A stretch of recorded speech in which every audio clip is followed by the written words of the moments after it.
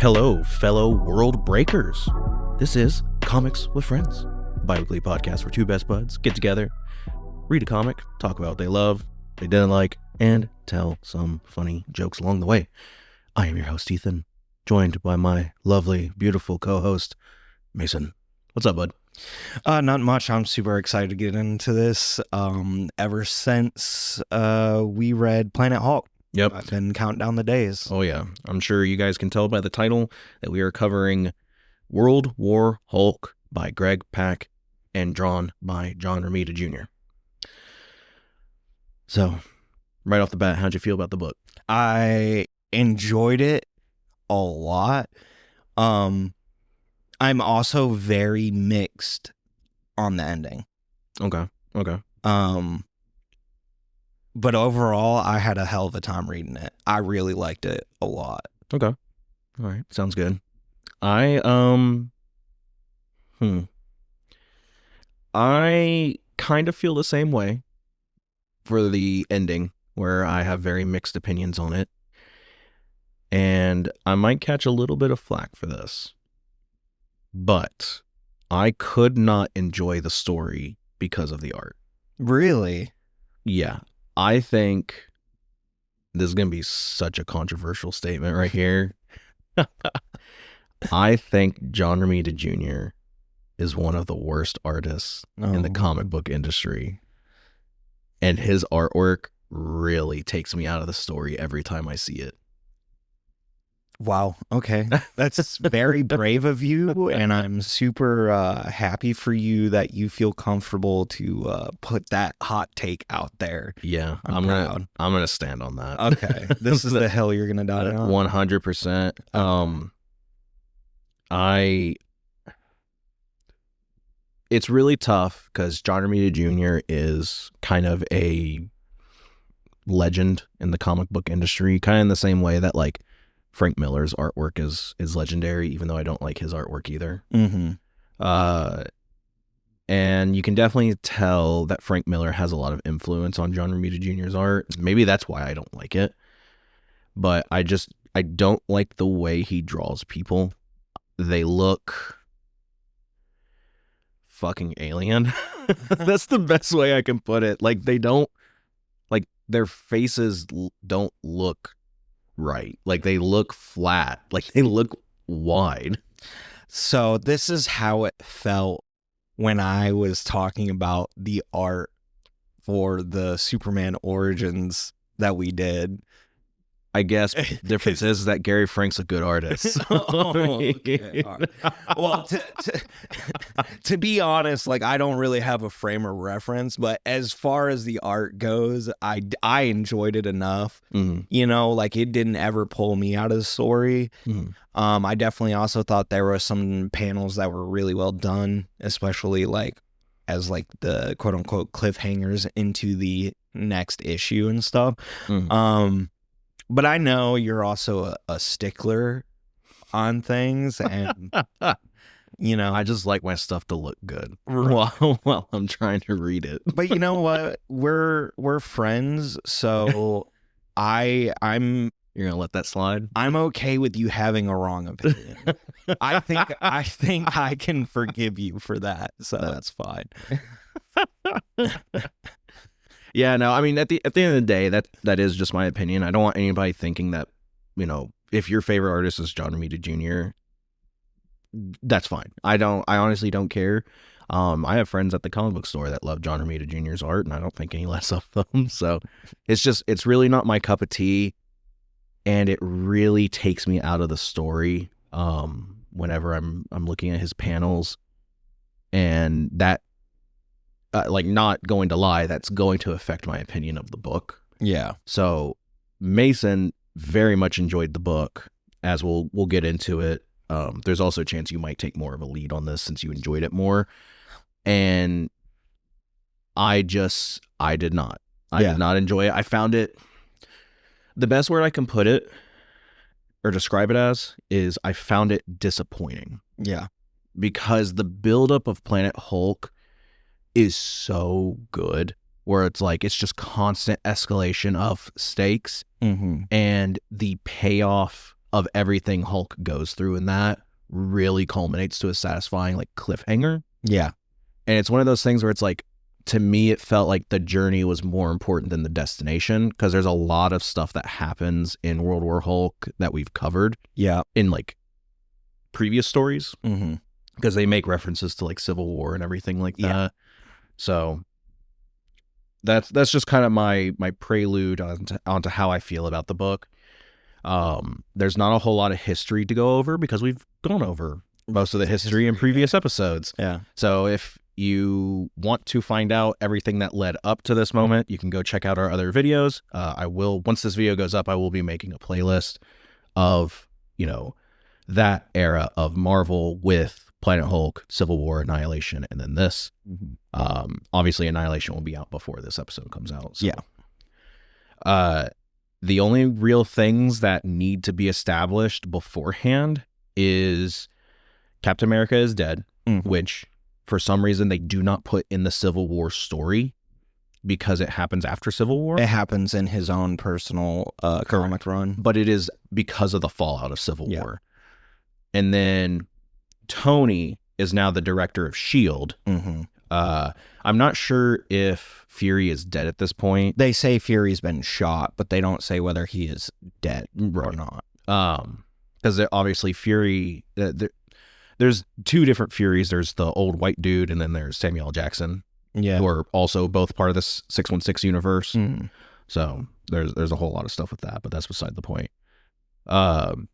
And the Hero Registration Act is still in effect, and characters like She-Hulk, Spider-Man, Luke Cage, they're still heroes, but they're like underground heroes. I don't think She-Hulk's a part of their team. I think She-Hulk's on Iron Man's side. She-Hulk is like the, how do you say? I want to say like devil's advocate for the unregistered heroes, because she feels that like she wants a due process done and everything like that, while the government and Tony Stark just wants to go ahead and throw him in jail. But she wants because she's a lawyer. She wants like an actual due process, jury by the peers and everything like that, while the government's just like, nope, none of that. They're going to jail. Right. So technically, yes, she's on Tony's side because she's fine with the registration. But she also feels there is a lack of like actual liberty and like law and due process. She's reasonable. So that's why we get characters like Spider-Man in this story who people who's in the black suit. Do you want to know why? I know why he's in the black suit. So for those of you who don't know, well aware why he's in that black suit. For those of you who don't know, after Civil War, Kingpin found out that he was getting his ass trounced by a teenager for most of his career, and decided to try to assassinate Spider-Man.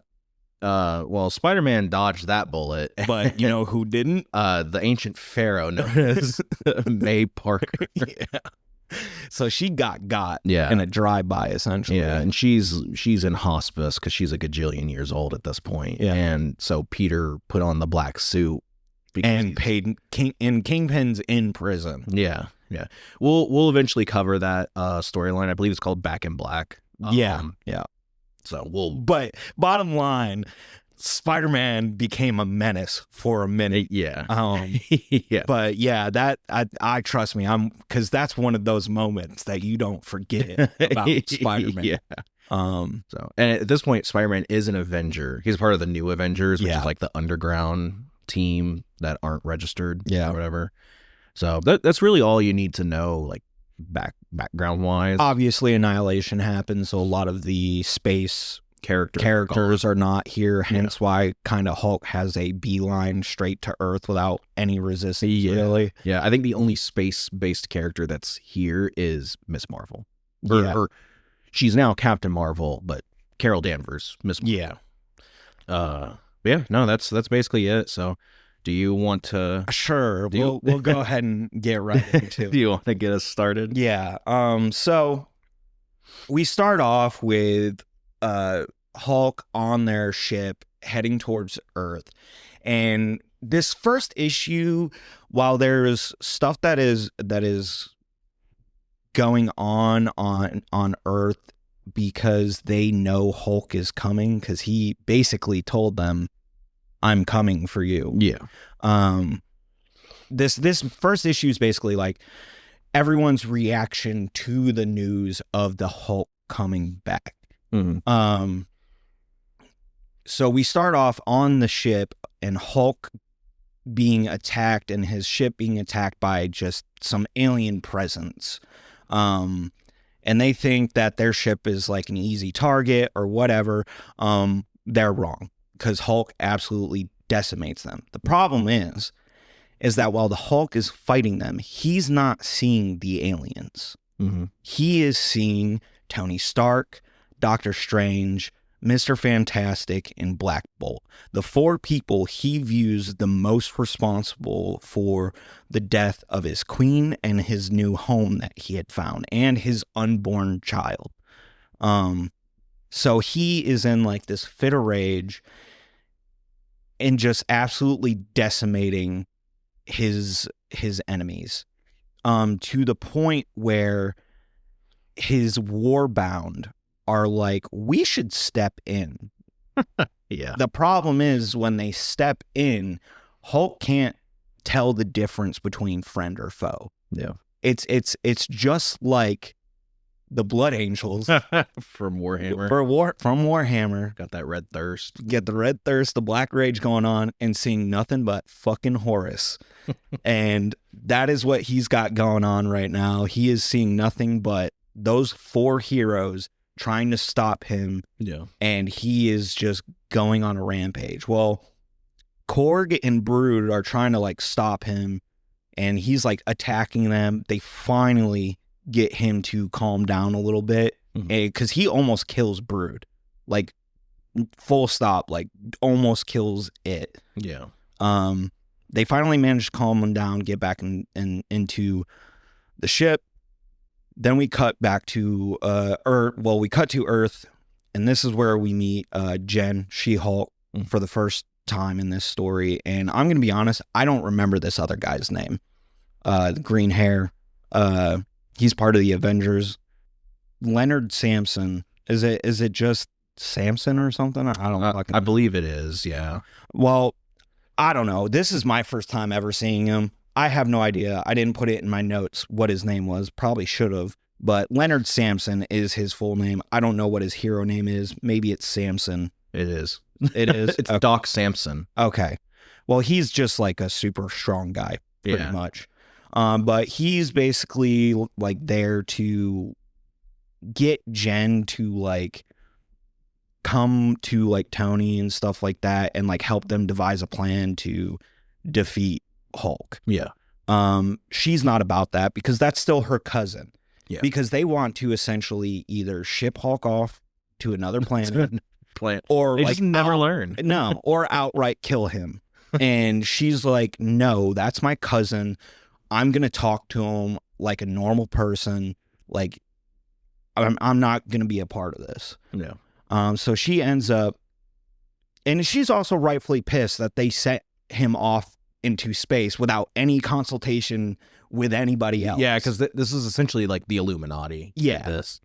And yeah, there is a funny moment later on in the story where I think it's Reed who's like, he's talking to Black Panther, and he's like, you should go to T'Challa. This is my fight. Like, you guys had nothing to do with it. And Black Panther basically looks at him and says, bitch, you made it everybody's fight, because you fucking sent him into space, and now he's pissed. Yeah, and I mean, it's brought up multiple times in this story of like sending him off. Like someone being like, what do you want us to do? Send him off to another planet and just make him angrier? Yeah. That's why, like, throughout this story, they're just like, look, we're going to have to, like, kill him. Yeah. You know, because he's, like, more pissed off now than he ever has been. I will say that is such a weird statement, because they say it multiple times in the story of, like, he's angrier than he's ever been, which means he's the strongest he's ever been. what a weird metric. Like, how can you tell this is the angriest he's ever been? Like, I guess you could tell because he fucking killed his wife. Well, but also by the time that we're kind of jumping the gun, but by the time he actually gets to Earth, he's defeated Black Bolt. yeah, the first Illuminati. Yeah. So, and in the past, like Black Bolt's like absolutely obliterated Hulk. Yeah, Obviously. Black Bolt's a very strong character, even if he's a part of the Inhumans. Which are useless. So I mean, he's at least notable. I'm throwing hands with every fan base in the Marvel universe. But yeah, so Samson and Jen are just having this talk, and she's bringing up like, I believe in something like the Constitution of the United States, like due process, all this stuff. You guys just do whatever the fuck you want all the time, and no regard for anyone.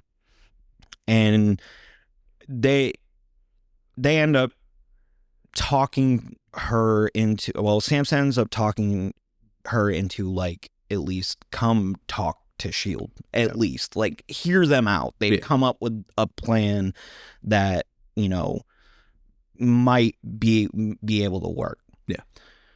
Cut back to space, and you have Hulk's Warbound kind of consulting with each other. You have Meek, the robot that we can't remember the name of. Yeah, because we didn't remember it in Planet Hulk. No, either. we did not. Elo, Heroim, Korg, and Brood. They're all talking amongst each other. Yeah. Bottom line, they're having that conversation of like, this is not good. Like, what do we do? He can't even tell friend from foe anymore. Yeah. He's so angry, and they're like, rightfully so. Like we're not begrudging him for being mad. Like, hey, he's pissed for a reason. But it's getting to a point where our lives are in danger. So they're like, we need to think of something. And it ends up that Heroim goes and talks to Hulk, because Heroim's essentially like this like spiritual monk character out of the Warbound. Yeah. If you've watched the Planet Hulk episode or listened to the Planet Hulk episode, you'll have more context of these characters. And I will say that did help mitigate some of my like, I don't know if irritation's the right word, but my like, or I guess frustration's not the right word. Irritation might be the better word. It helped mitigate some of my irritation with this story. The fact that we had already covered Planet Hulk. Yeah. And I really liked all the characters in Planet Hulk. Like even the Red King, who I thought was like a shallow villain. Was still written well. Yeah, I still liked him because he was supposed to be a villain. Yeah, he was a villain through and through. Yeah, and I really like the Warbound in that story. So I really still like them in this. I still think they're very well written. Even if Meek is a fucking annoying piece of shit. We'll get to Meek later. Yeah. We'll get to Meek later. But yeah, no, this is definitely not the story for like, if you're reading and you didn't read Planet Hulk, and you're gonna have no idea. Yeah, you definitely have to at least read Planet Hulk before you read this. I don't think you have to read Civil War to understand what's going on. Yeah, because everyone knows what Civil War is. Well, also they do a pretty good job of like giving enough context within this story of the fact that the heroes are fractured. Yeah, that you can assume. I mean, there might be things that like take you back, like for example. For example, I was trying to say in like instant and example at the same time. For example, like Spider-Man being in the black suit. Like obviously you're gonna be like, what the fuck? But for the most part, they give you context of like what's going on. But yeah, like as far as characterization, especially for like these new quote unquote characters, the Warbound, Planet Hulk's great for like giving that context, which for me, reading Planet Hulk and obviously the tragedy that happens there and everything makes me honestly like side with Hulk throughout this story. Oh yeah, you definitely until a certain moment, but they definitely want you to be on Hulk's side. 100%. Hulk is like the he is the avenging hero in this. Yes. And let me tell you, now this is a frustration that I had, or an irritation that I had with this story, was the constant, and I this might have been on purpose, because they were trying to elicit the whole idea that the community is fractured right now. And again, we're kind of jumping the gun a little bit, but there are moments in the story where characters are able to talk Hulk down, and they're beginning to get through to him, and then they just fuck it up. Like, the heroes just fuck it up for them. Yeah. It's frustrating because it happens at least 3 times, and each time I'm like, this could have been solved if you had just done this instead. Yeah, but I also think the reason why it's like that is because I think one point they want to make in this story is the hero's hubris kind of being their downfall. Yeah. Right. Because it is said multiple times in this story of like, well, we beat him this way this once. Yeah. Like this. And that's like kind of the thing that they keep in their head of like, we know the Hulk. We understand the Hulk. We beat him before when he's gone on rampages. And I think the point is like, again, he's never been more mad. Yeah. And that's why they keep bringing up, well, he gets stronger when he's angrier. Mm-hmm. So I think it's a lot to do to like show the hubris of the heroes in this. Yeah. But I could be wrong. No, I mean, I can see that point. Nah, I just, because that's what I get a lot from the heroes in this. Yeah. Is that this just kind of like this holier than now, like kind of like we're untouchable. We're better. We're better heroes than, the Hulk. Yeah. And stuff like, Hulk's just a raging monster. Yeah. We are, civilized and stuff. Yeah. That kind of thing. But then we have Heroim talking to the Hulk, and he's basically like giving him this spiel of like, your rage, while good, is threatening all of us. What you need to do is essentially know not only your enemy in your heart, but also in your head. And at first, like, Hulk's kind of resistant to it, but then he's like, I will show you a way of meditation to like help basically refine and sharpen your anger. And Hulk's kind of like, well, I like that part, like I like being able to defeat my enemies. Yeah. And so we go from that, we cut to Earth. Samson's still talking to Jen, and she's still like kind of like really resistant to Samson and what he's saying, because he's finally like kind of calmed her down. And she's like, when the Hulk gets back, and Samson's like, he's not coming back. Like Black Bolt's gonna take care of it. Oh yeah, he'll take care of it all because Black Bolt's the first one. Because they can tell like the ship's trajectory or whatever, and he's heading to the moon first. And I'm like, he's not gonna come back. Black Bolt's gonna take care of it.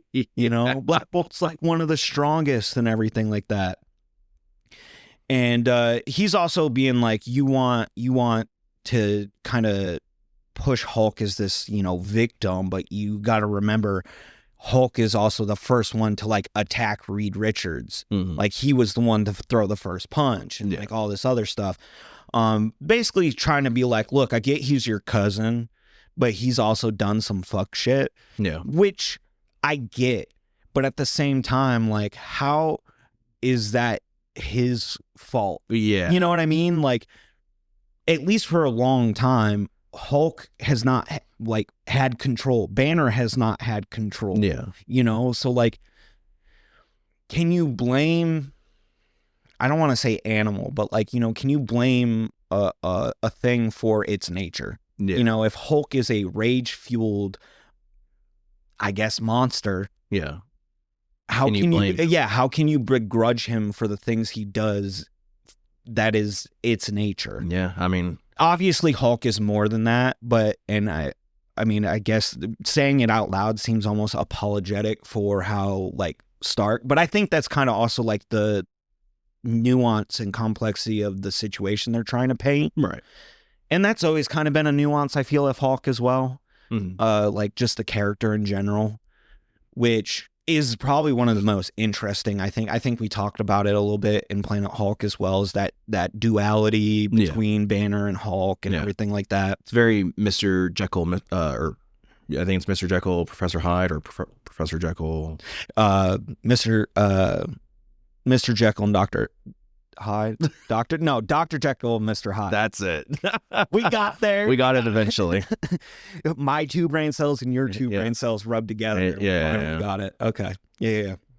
But yeah, so Samson's just like, you know, Hulk was and there's like a flashback. He's like, Hulk's the first one that attacked them. Granted, in the flashback, it shows the Fantastic Four going into a cave with the Hulk being there, and the Hulk attacks them because they're the thing that's there, and they're intruding upon his cave, you know. And which is kind of neat, that flashback. They, at least the way the Thing looks, it seems very like early Fantastic Four design. Less so the suits, as far as like Sue Storm. Mm-hmm. If you play Marvel Rivals, you know. Been playing too much Marvel. Hey, I almost got Cloak and Dagger to Lord, so I'm getting pretty good there. Cloak and Daggers, remember to heal. Anyway, back to the actual reason we're here. So yeah, they and like Hulk defends himself and attacks them, and they fight Hulk, and obviously I don't know a whole lot of Fantastic Four comic books or Hulk comic books. I'm assuming it's a reference to an earlier issue or run or whatever. That would be my guess. But it goes from that flashback cutting to Hulk spaceship again, Heroim and Hulk practicing this meditation, and Heroim's like, you know, summon your enemies in your mind. Who are you trying to destroy? And he's like, Reed Richard, Banner's so-called colleague. And Heroim's like, Banner? Who is Banner? And Hulk's like, he's puny, but he had brains. And it kind of goes into like a visual flashback in his mind of the Fantastic Four and how they've treated him and all the times they've like imprisoned him or tried to kill him or whatever. And then we quickly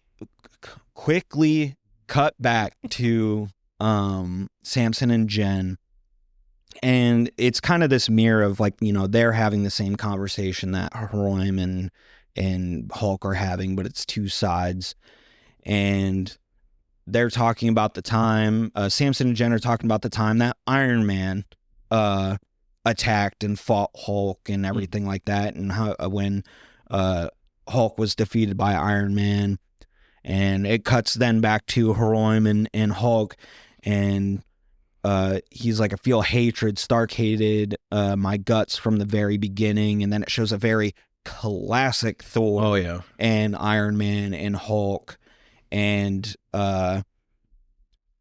he's like, first time he attacked when a god named Loki made it seem like I'd gone on a rampage, and in almost no time at all fell for the same stunt when some idiot called the Space Phantom posed as me.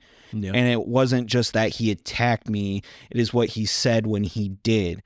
He'd say things like, you're a menace, too dangerous to run around loose. You've had this coming for a long time. You brainless gargoyle. There's no telling what he's capable of.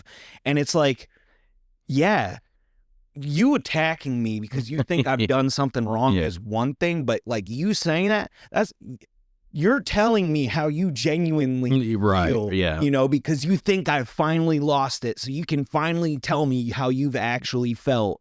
And it's like, no wonder Hulk, especially with Tony Stark, has a fucking beef with him, you know? Like out of all of them. Which is crazy too, because they take out Tony, you know, spoilers, I guess. They take Tony out pretty early on in the story. I mean, they all get taken out relatively quick. I think it's like every issue there's someone that gets taken out. Pretty much. But then it cuts to like, you know, him being attacked by Silver Surfer, and then Black Bolt's brought up, and Jen's like, well, I know how it happened, because Samson says he doesn't know what happened, and Jen's like, Yeah, I don't actually know what happened because she was defending Hulk. Yeah. And Samson kind of called her out and was like, well, if you know what happened, what happened? And she's like, yeah, I got it. Yeah, I don't know. But then it cuts to Hulk like talking to Heroim, and he gives the deets on the situation. And Black Bolt basically, he's like, is the leader of the Inhumans. They believed me to be a monster, and so they came after me on purpose. And he had defeated me, destroyed me with his power of the voice. And he's the only one that could stop him. And all of Earth knows that Black Bolt is the only one that could stop him. Yeah. Like, truly. Yeah. And he's and Heroim's like, you know what, Hulk? We might actually be able to use that to our advantage. Mm-hmm. And Jen is like, it cuts back to Samson and Jen. There's a lot of cutting back. Yeah. But those are kind of the two main players in the prologue. What we're going over is just the prologue issue. Essentially, yeah. It's a 5-issue like miniseries. It should be 6 because you kind of need this to have a little bit of context. Exactly. And then Samson and Jen's like, you all have tried to like in some way hurt or lock up or kill the Hulk. No wonder he's so fucking pissed. Yeah. You know? And she's just going on this fucking tirade and everything.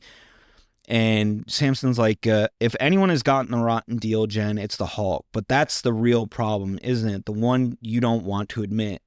I think somewhere along the way, Bruce Banner stopped being the real personality, presuming he ever was.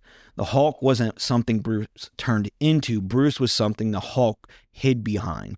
And if that's the case, then Bruce is damn lucky that Reed, Tony, and the others, he's damn lucky they didn't do far worse to him than exile him, which is kind of bullshit because, like, now they've done or tried to do worse. Yeah. You know? Now, there has been... Now, I don't know if this is like a recent thing or I don't know. Maybe this was something that they introduced more in the 90s.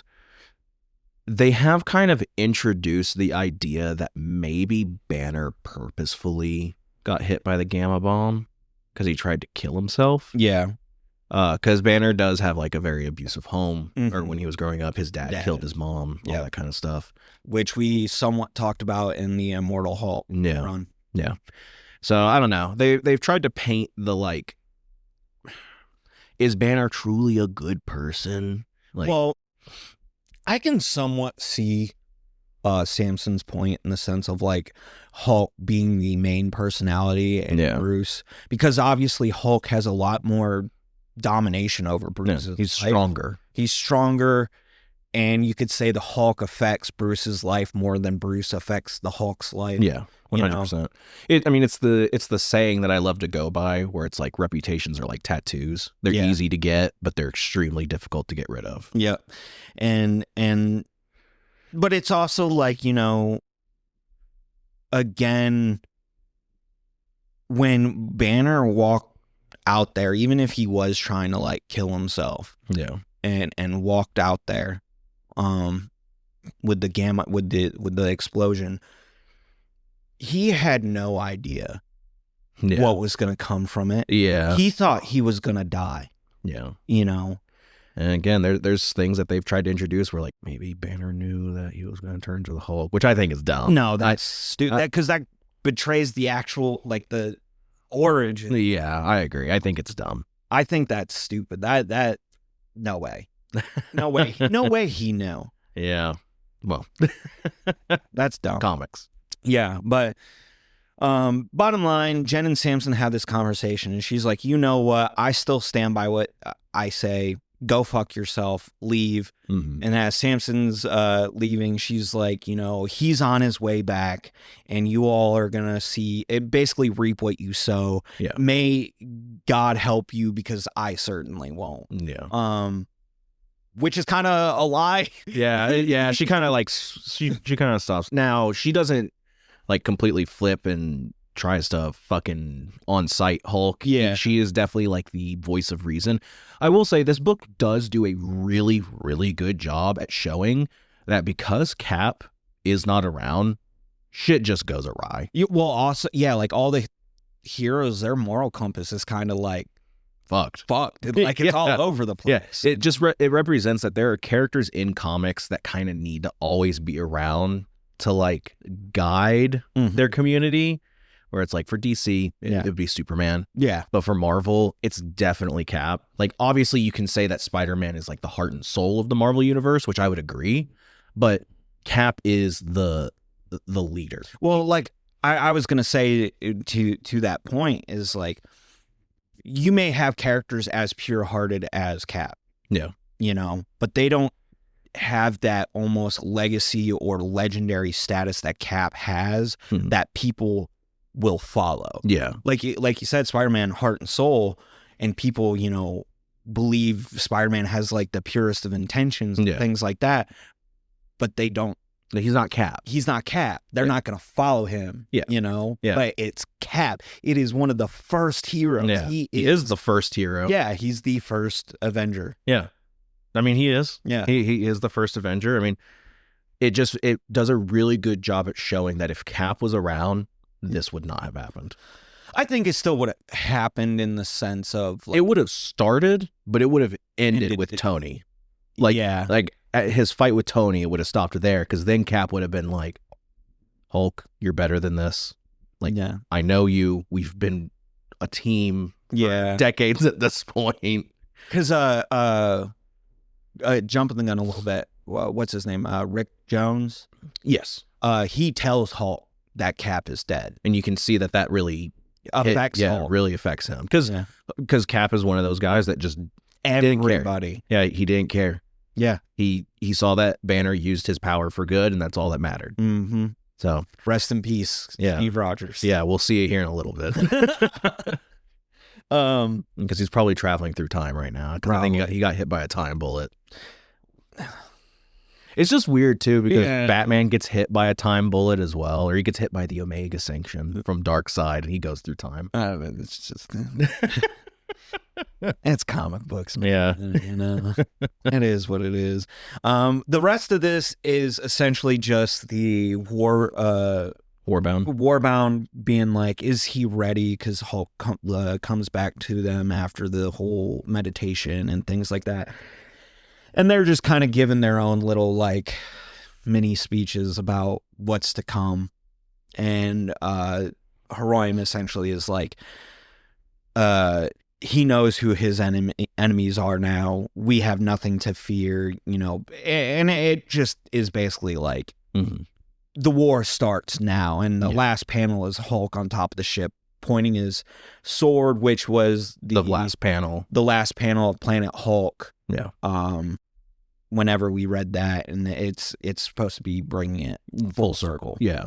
That's basically where issue 0 and issue 1 come together. Yeah. Because issue 1, it starts off with like a recap. Yeah. Also, before a little side note, there are 2 smaller panels underneath that big panel from Planet Hulk and the end of the prologue, where somehow Jen just feels it in her bones that he's coming. She's like, oh God, he's on the way. Yeah.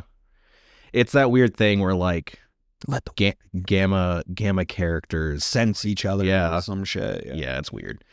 But yeah, no. Which we talked about in Immortal Hulk. We did, yes. And hey, those books came out like a decade apart from each other, but they've at least worked. There's some consistency. Yeah. So issue 1 is very much a recap for the first couple panels, explaining, you know, the plot of Planet Hulk and Hulk's feelings towards the Illuminati and the, you know, hero community in general.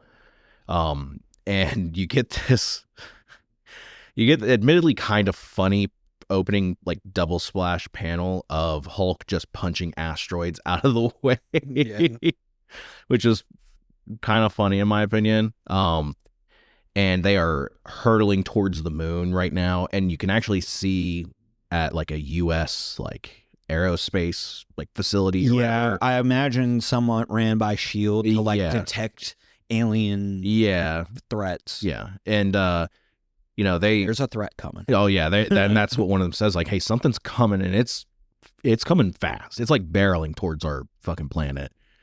And Hulk lands on the moon, and right there, meeting him right at the castle, the Inhumans like kingdom, is Black Bolt and Medusa. Yeah.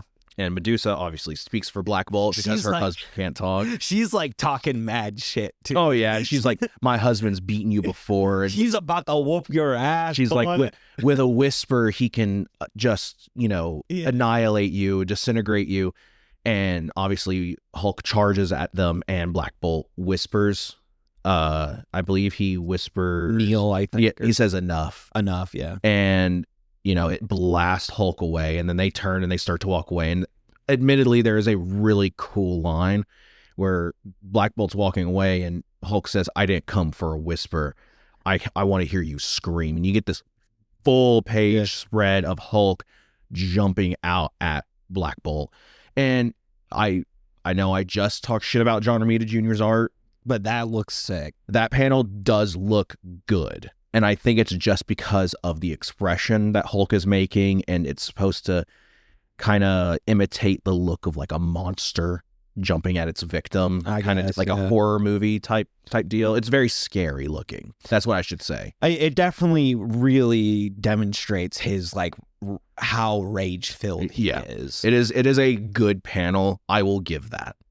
And then we immediately cut to that space station thing or whatever, being like, something's happening on the fucking moon. Yeah. And Tony Stark gets notified about it. Mhm. And then all of a sudden the fucking ship appears In New York. over New York City, and Yep. a massive Hulk is projected. And he just spills the beans. Like Yeah. he straight up says like, He's got the receipts too. yeah, he's like, these fucking 4 assholes right here, some of the heroes that you consider to be like your greatest champions, they sent my ass off into space because they said I was too dangerous. Mhm. And then when they sent me to the planet, they then blew it the fuck up to kill me. And they ended up killing millions of innocent people. They killed my wife and my unborn child. These people are monsters, and you tout them as fucking heroes. Yeah. Well, here's the deal. I'm going to give you innocent people, normal civilians, Mhm. 24 hours. If you ain't out by 24 hours, your ass is grass and I'm the fucking lawnmower. I'm leveling this goddamn city.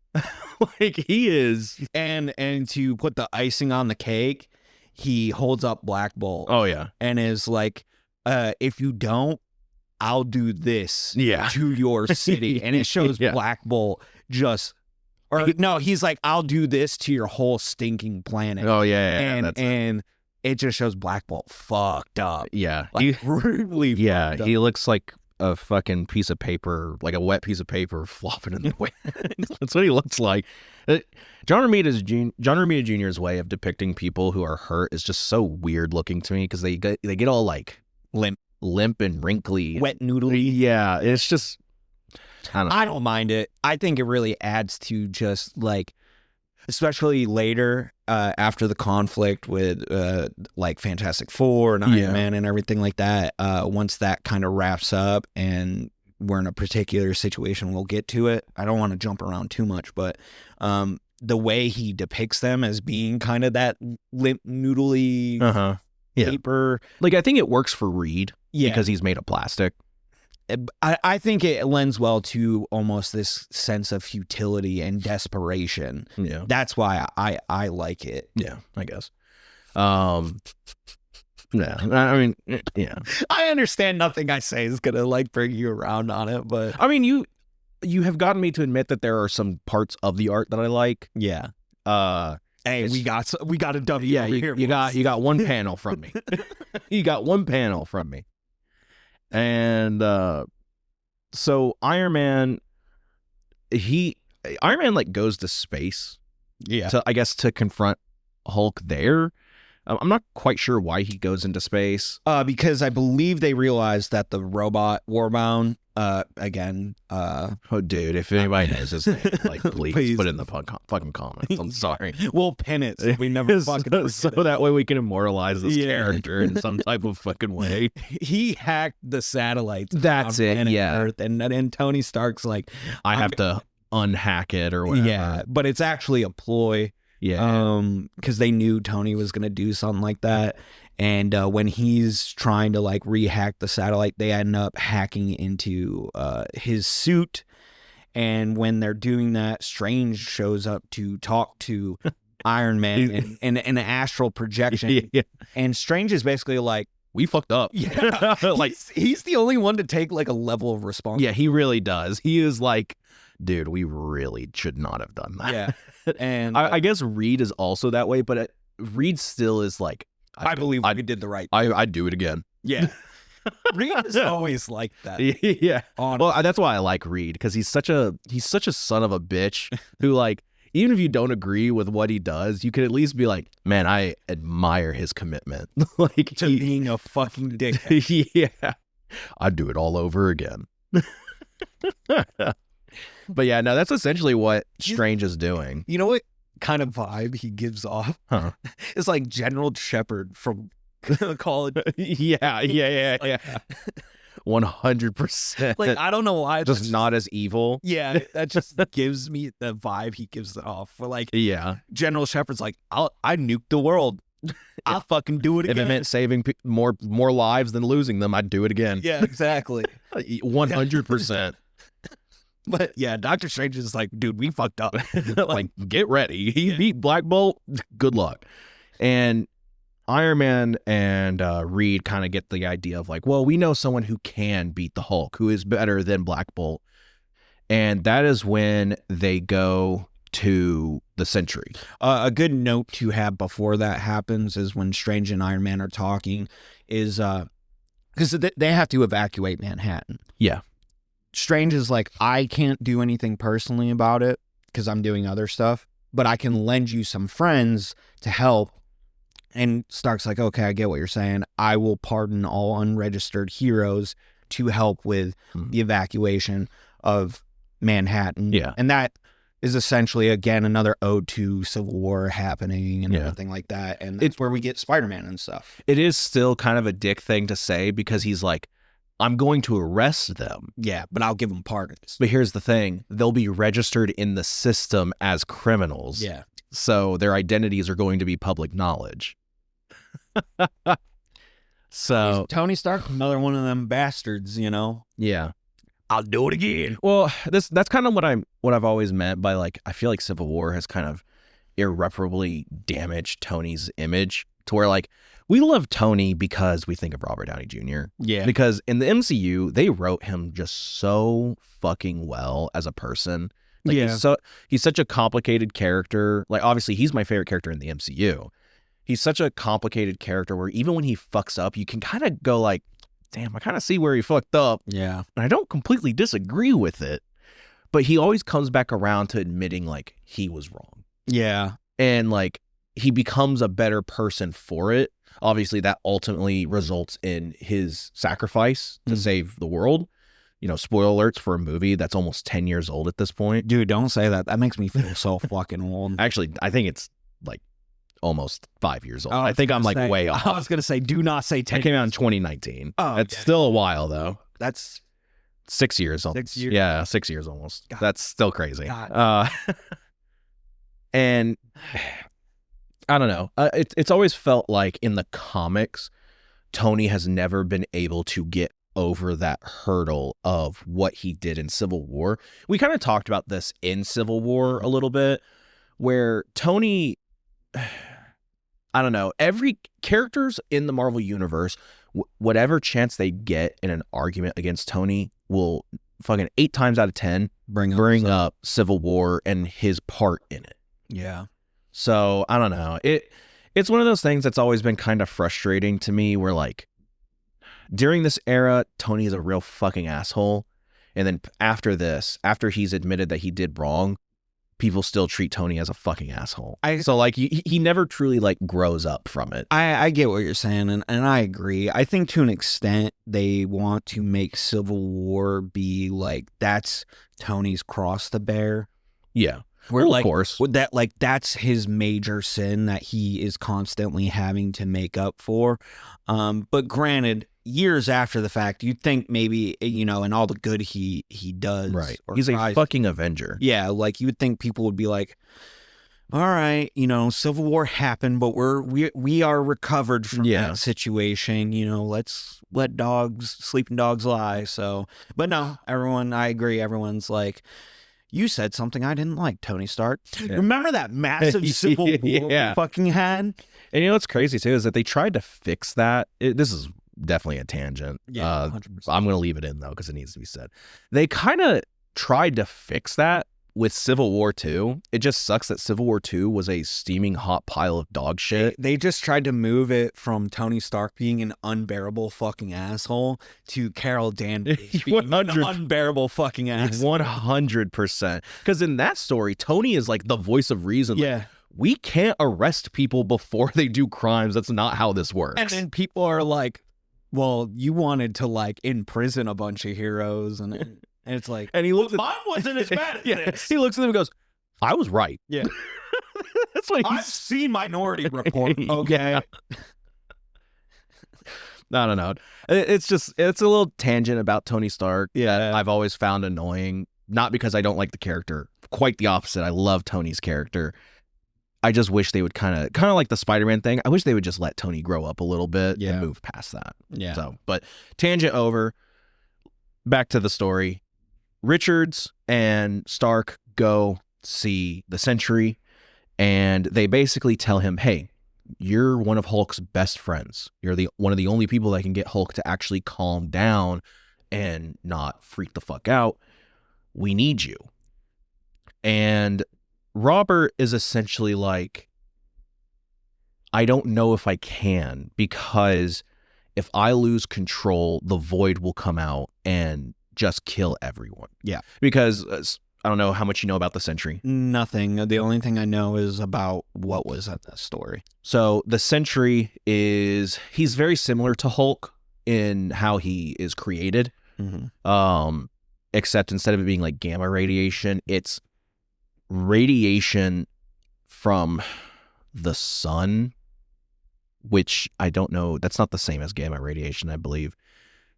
And he has the power of like 10,000 exploding suns. Yeah. So he's considered the strongest being in the universe. Well, he's also kind of like a cosmic being. He has like a dark side of himself. Mason's trying to open a drink right now under the table. And be quiet so he doesn't interrupt my explanation. Well, fuck it now. Okay.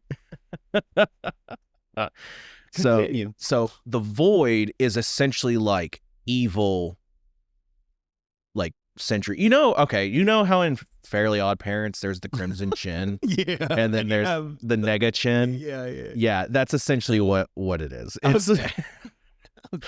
I don't know how many people are gonna get that reference, but like, I need people to get that reference for it to make funny sense. Is you were explaining and I was like, okay, like I think it makes sense, and then you give me that reference. I'm like, oh yeah, like that totally makes sense. Yeah, it's essentially that. And Robert is also a mentally ill character. He has schizophrenia. He has schizophrenia and agoraphobia. Yeah. And they are things that he heavily deals with, which is crazy considering he's like basically a god. He's essentially Superman. Yeah. He's like Marvel's Superman. Yeah. That's how strong he's also the reason why Marvel vs. Zombies happens. Yeah, it is. Yeah.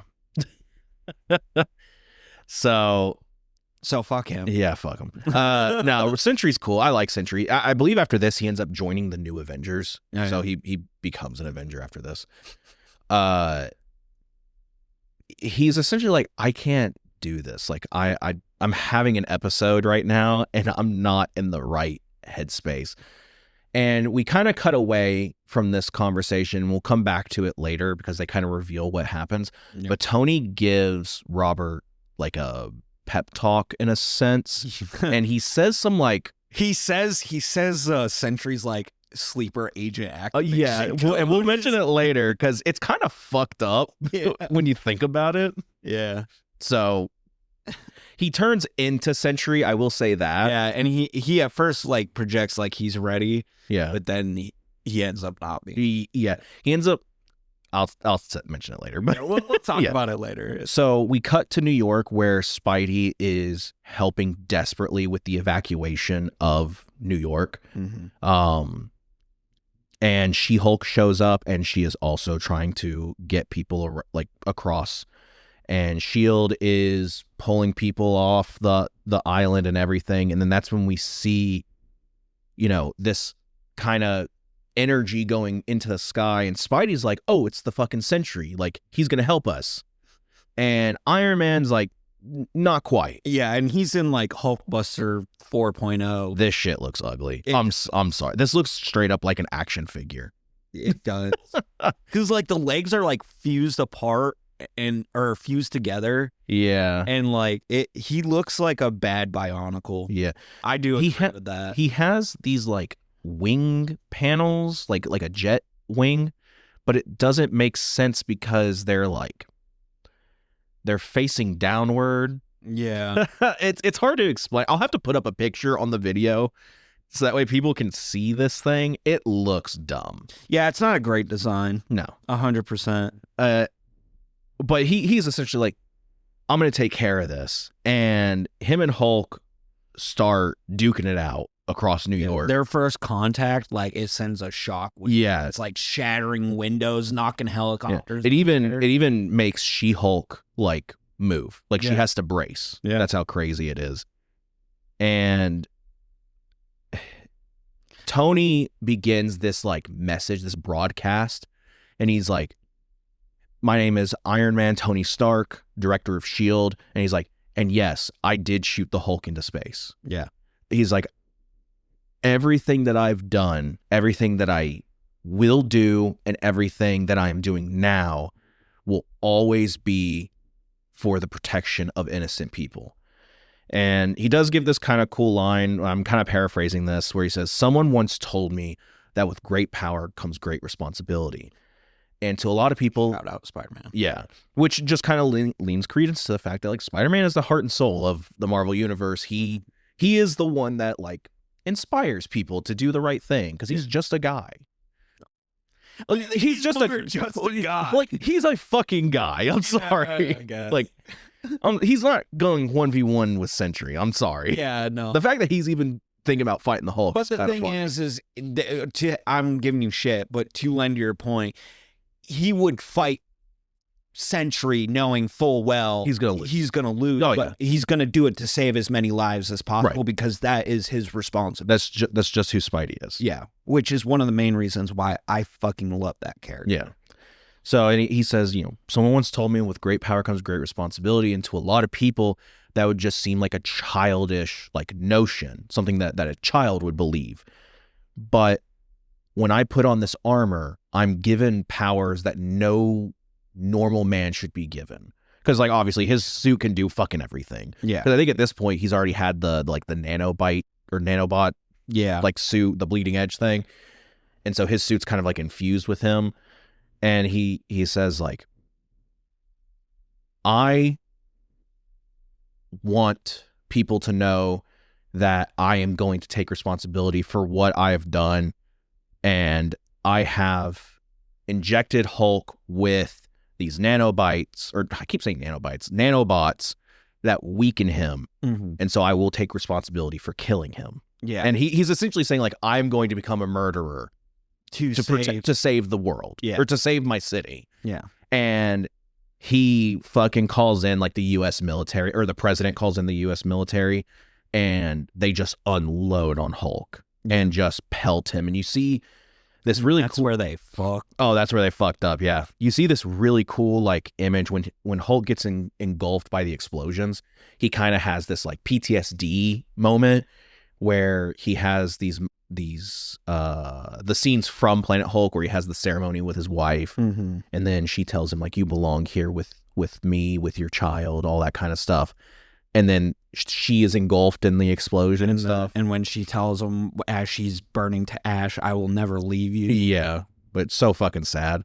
That still taunts my heart. Yeah. And when we cut back to present, Hulk is sitting in this crater and he just says, you killed her. And he...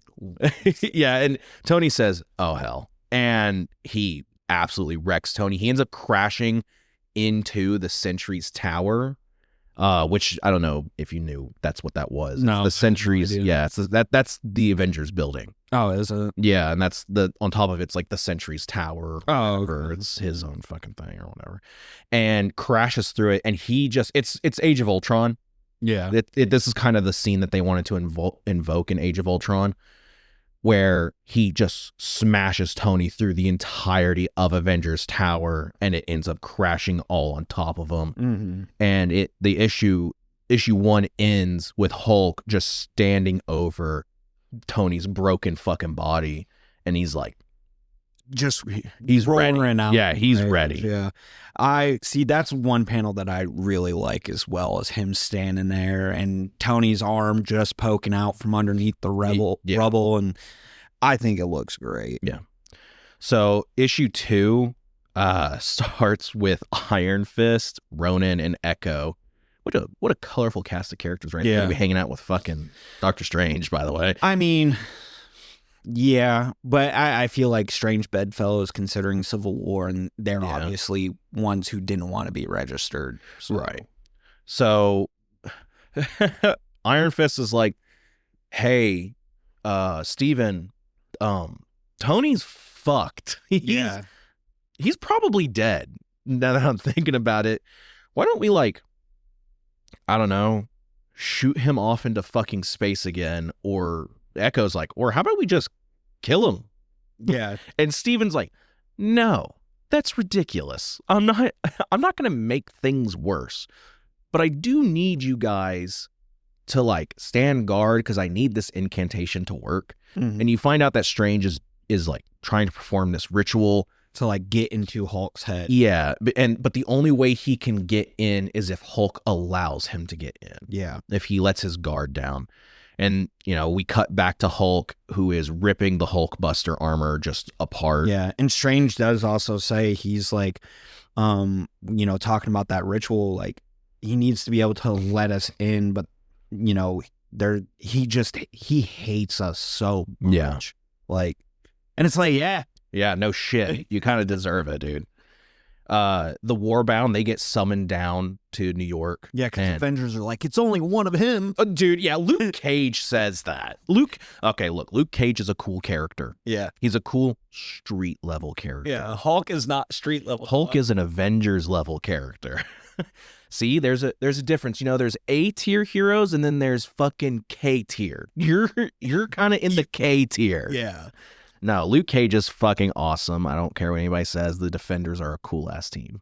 And at this point, I did like the Luke Cage show. Yeah, Luke Cage show was very good. Still a little bit weird that that's now canon, but the villain from the first season is Blade now. Yeah. So I don't know. Great actors though. Yeah. Love the actors. All of them did great. Um. But at this point, Luke Cage is an Avenger. Yeah. He's a part of the New Avengers, which is the Because that's them trying to scoop up who they can. yeah, they're like, because it's like because the Avengers right now, there's two Avengers. There's the Mighty Avengers, which is Iron Man's Avengers, and then there's the New Avengers. The New Avengers is Spider-Man, Wolverine. Not at this point, but Sentry will eventually become a new Avenger. Mm-hmm. Spider-Woman, Luke Cage, and Doctor Strange. That's the Avengers right now. So the real heavy hitters on that team is Wolverine, Spider-Man, and Doctor Strange. I guess. If you want to consider Spider-Man a heavy hitter. I think he's a heavy hitter. He's a heavy hitter in name, in my opinion. Like, you hear the name Spider-Man, you go, I'm just saying he's gone to toe to toe with some people and come out on the other end. I guess that's true. Yeah, I'd agree with that. You know? But either way, Luke Cage straight up is like, we can take the Hulk. And I'm like, man. Show up. Yeah, the Warbound show up and they all have their fucking anime intros where they give their names Yeah. and who they are. Obviously, we don't have to go over that because we already know who all these characters are. Mm-hmm. And And you should too, listener, by going and listening to Planet Hulk. yep. And while you're at it, why don't you like the video and hit the subscribe button and hit the notification bell so that way you know whenever we get new And leave a videos. comment, hopefully positive. If not, that's fine too. Yeah. You know? Leave any kind of comment. I like comments. I like looking at them. If you didn't enjoy the video, tell us what we can improve on. Yeah. And I'll try to get back to you on that. Yeah. We lead a community of positivity in this fucking household, in And this you're gonna dojo. Fucking like it. We will be toxically positive. I'm gonna kiss you until you enjoy yourself. Well, I don't Actually, yeah, I don't know if we about can say that. I don't know if we can do that, Mason. Sorry, that I don't. All right, we will. All right, before we get canceled, let's get back We will compliment you until you enjoy until it. you enjoy it. There you go. There you go. Okay, all right. So yeah, Let's move on. we get back to this, and Ares, the god of war, is Ares, just a random god, is like, fuck this, we're gonna just kill him. Yeah, fuck it. He's an Avenger at this point, by the way. Yeah. So And it's always weird because like when I hear Ares, I think of DC Ares. yeah, So like to see him in Marvel be like a hero, yeah, I'm like always taken aback Yeah. a little bit. yeah. Oh yeah. Same with like Hercules. Yeah. shit, because I think Hercules is in DC, but I don't think he's necessarily a hero. I think he's like a neutral type character. Yeah. Obviously, the other gods are in DC because you see characters like Hermes. Yeah. I think he's neutral in the sense of like sometimes he might be good, sometimes he might be bad, Yeah. whatever, serving his situation, and Wonder Woman's underrepresented. Yeah, 100%. Make more fucking Wonder Woman content, please. Anyway. All right, so Ares is gonna charge in, and She-Hulk is like, "No, enough of that. No, we're gonna settle this like adults." Yeah. And Doc Samson's like, "Hey, you tried to do that, and last time you tried to do that, Hulk beat you to a fucking bloody pulp and nearly killed you." And she's like, "Well, I'm gonna try again anyways. Yeah. So that's who I am." And she begins to talk to him, and she's like, "Bruce, you're my cousin. I love you. You're better than this.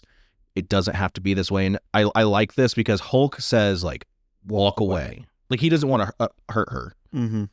And she tries to still talk him down. Yeah, and she's like, "I'll stand by you." Yeah, and like- she even says like, if Tony and Reed and all of them really did that to you, we will throw the book at them. Mm-hmm. They will go to prison. We just need to do this right. Yeah, you can't go around beating the shit out of people because that if you do that, you're just proving them right. Like you're leaning credence to them shoving you into a shuttle and shipping you off. Yeah. And when Hulk's like, "Walk away now," she's like, I can't. Yeah. And he's like, "Well, then stop talking and start fighting." Yeah, and then she begins to say like, if we just wait, if they throw the first punch, and before she can even finish her sentence, Hulk fucking punches her, and they start duking it out, and then the Avengers charge in, and Hulk beats the shit out of She-Hulk. I mean, not really beat the shit out of. He just slams her in the ground and then punches her in the face one time. Yeah, kind of as like a stay down. Yeah. Like I'm not going to tell you again type deal. And then it shows her laying in the fucking crater imprint She's for her own body. Yeah. And she's like, "God help us." Yeah. And Hulk just bodies the Harry's, dude. Yeah. Dude, he bodies the entire Avengers, really. Or all the Warbound do. Because they make a mention that like the Hulk is the strongest he's ever been, much stronger than the last time he was on Earth. Mm-hmm. And all the Warbound are just as strong as he used to be. Yeah. So we're essentially dealing with like 7 Hulk level characters. And then one beyond Hulk level. Yeah, which is kind of a crazy statement when you think about it. Because like Meek and Brood, I mean, it puts it in a perspective, I guess you could say, power levels. I guess. Sakaar when during Planet Hulk, Hulk. Like imagine if the heroes were on Sakaar. Yeah. And, like they'd be fucked. Yeah, they'd be fucking dead. Yeah. That's why Hulk is fucking crazy. Yeah. So they absolutely trounce the Avengers, and then we cut to the Baxter building where the Fantastic Four, mostly Reed, is creating this absolutely goofy looking machine. Mm-hmm. It's supposed to synthesize Sentry's like energy because his like radiation, his solar radiation. Because they do make a mention earlier whenever Richards and Tony Stark are talking to Sentry that his presence calms Hulk down. Yeah. And at first you think it's like, oh, because they're friends. It's also just the actual radiation that Sentry emits that has like a calming effect on Bruce. Yeah. So this is where we get the line where like Reed's, or Human Torch, Storm, Black Panther, because at this point I believe Storm and Black Panther are married. They're like, hey, we're done on our ends, blah blah blah, and Reed is like, okay, you guys leave. This is not your fight. This is my fight. I'm the one who fucked him over, so it should be me that has to face him. And Black Panther is like, dude, the moment you guys shot him into space, you made this everyone's problem. Yeah, like we're not going anywhere because it's not going to do anything. And Reed also tells Sue Storm to leave. Yeah. She's like, and what? Let Hulk kill you before I can give you a fucking piece of my mind? Because she's pissed that he did it. Yeah. Which is usually the case. Like, because that's like the major problem with the Illuminati is like, is it cool that there's a secret group of superheroes who like are making decisions for the superhero community? Yeah. Yeah, it's cool and interesting. That would never fucking work. No. And you can see why. Like, this is an exact reason why it would never work. Because you have problems like this show up, and all the heroes are caught with their fucking pants down. Yeah, and I think this is actually the first time people find out that the Illuminati exists. Yeah. Because Brian Michael Bendis is the one who created the Illuminati, I think a couple years before this. Oh, okay. If my memory serves me correct, I believe he is the one that created the Illuminati. But no, yeah, this is like everyone's first time figuring out that the Illuminati are even a thing. And they're like, huh, that's fucking crazy. Why wasn't I invited on that fucking team? So, like you said, Reed is telling everyone to leave. Yeah. And Hulk shows up. He shows up. And Storm tries to slow him down just a little bit. But, man, an ice storm's only going to slow down a goddamn meteor so much. Yeah. I tell you. I do like the fact that they have Korg fight the Thing a little bit. Yeah. Like Rockman versus Rockman. It would have been funny if Thing was like, so you're just fighting me because we both look like rocks, right? Like, well, Ben is like super self-aware. The Thing is literally like, come on, Rocky. Like, yeah. Oh my God. So they're kind of, everyone's like off fighting their own thing. And then Storm and Johnny kind of combine nuke Hulk. Nuke Hulk. Well, yeah. So Johnny goes supernova and Storm kind of amplifies it with her abilities. And I'm surprised nobody died. Like, they kind of erase like a block of city with Johnny's power. And when the smoke clears, you just see Johnny's unconscious body being held by the scruff of his costume by Hulk. And Hulk's like still on fire. Yeah, he's still on fire. It looks cool. Yeah. I don't care what you say. That looks fucking sick. Yeah. The face is a little fucking goofy, but I do like the... I mean, half of it is on fire. Yeah. I like the imagery. Not necessarily the execution, I guess. But Ben is like, oh, fuck that. He's got my best friend. I'm jumping down. And, he's like, the Thing drops his famous line. Yeah, he says it's clobbering time, and we get an admittedly pretty iconic fight. Mm-hmm. I think Hulk versus Thing is always going to be iconic. I mean, come on, even if we know Hulk is like stronger. That panel with the Thing and Hulk first locking in on each other. Yeah, like and they're in the crater. Yeah, it's very iconic. It's so good. Yeah, we're always gonna like those fights because they're super iconic. It's Titan versus Titan. Yeah, and Heroim kind of does drop this baller line where he says like, "May he who dies, die honorably." Yeah, or he says like, "May he who dies die well," because it is a pretty big fight, and everyone's like, "Oh shit." But obviously Hulk, he wins that fight because Hulk is going to be stronger regardless. And sorry, all 5 The Thing fans. Hey, The Thing is awesome. Shut the fuck up. I can't wait for him to be in Marvel Rivals so I can not play him. So. You're Captain America main. You're not allowed to play anything else. Not by choice. I'm kidding. I think Captain America is like one of the funnest characters in that game, but especially after his little buff. Yeah. Oh yeah.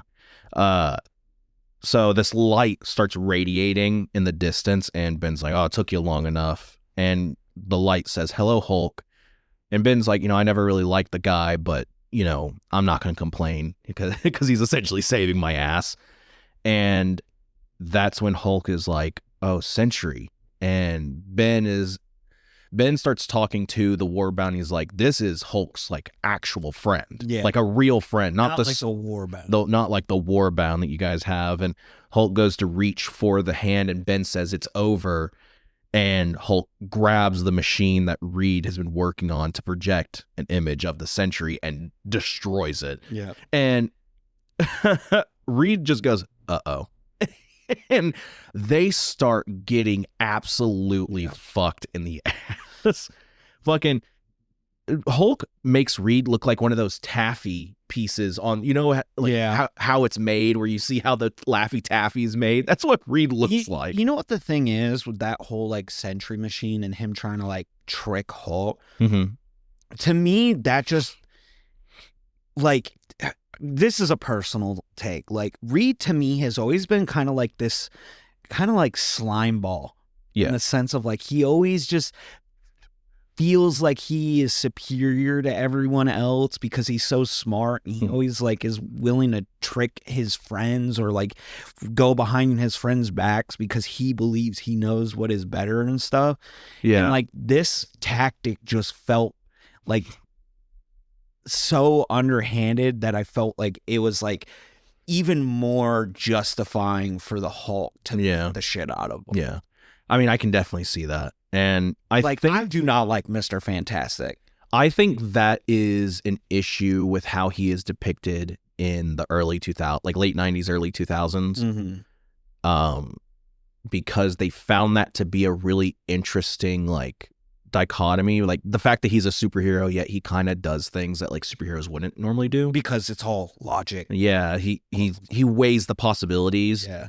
They have kind of fixed that with the current Fantastic Four run, which feels kind of like an episodic adventure type series where Reed is a lot more down to earth. And while yes, he still has moments of like, I'm going to think logically about this and I'm going to do what's the logical option. Yeah. He does have his moments of like, no, I'm doing this because it's the right thing to do. Like they kind of, even if it defies logic. Yeah. They've kind of gone back and fixed that a little bit. And you can actually see that influence with, I know we keep bringing it up, but with Marvel Rivals, you actually see that influence of the current run of Fantastic Four in that Reed Richards, because that Reed Richards is more like he's a little bit goofier. Yeah. Like he's a little bit easier to talk to and he gets along with people. And like, yeah, sometimes he devises plans that aren't maybe beneficial to like everybody, because everybody will make it out unscathed, but he, he's doing it for the right thing.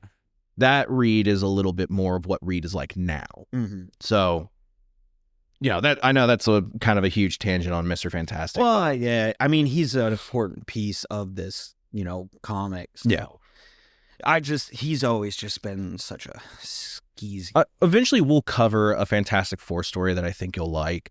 I would like to cover Ultimate Fantastic Four because that kind of introduces, like, in my opinion, the best Marvel villain ever, the Maker, who is Reed Richards. So. Yeah. Okay. Yeah. All right. Back to the story. Yeah. So, yeah, Hulk turns Reed into Laffy Taffy and fucks them up.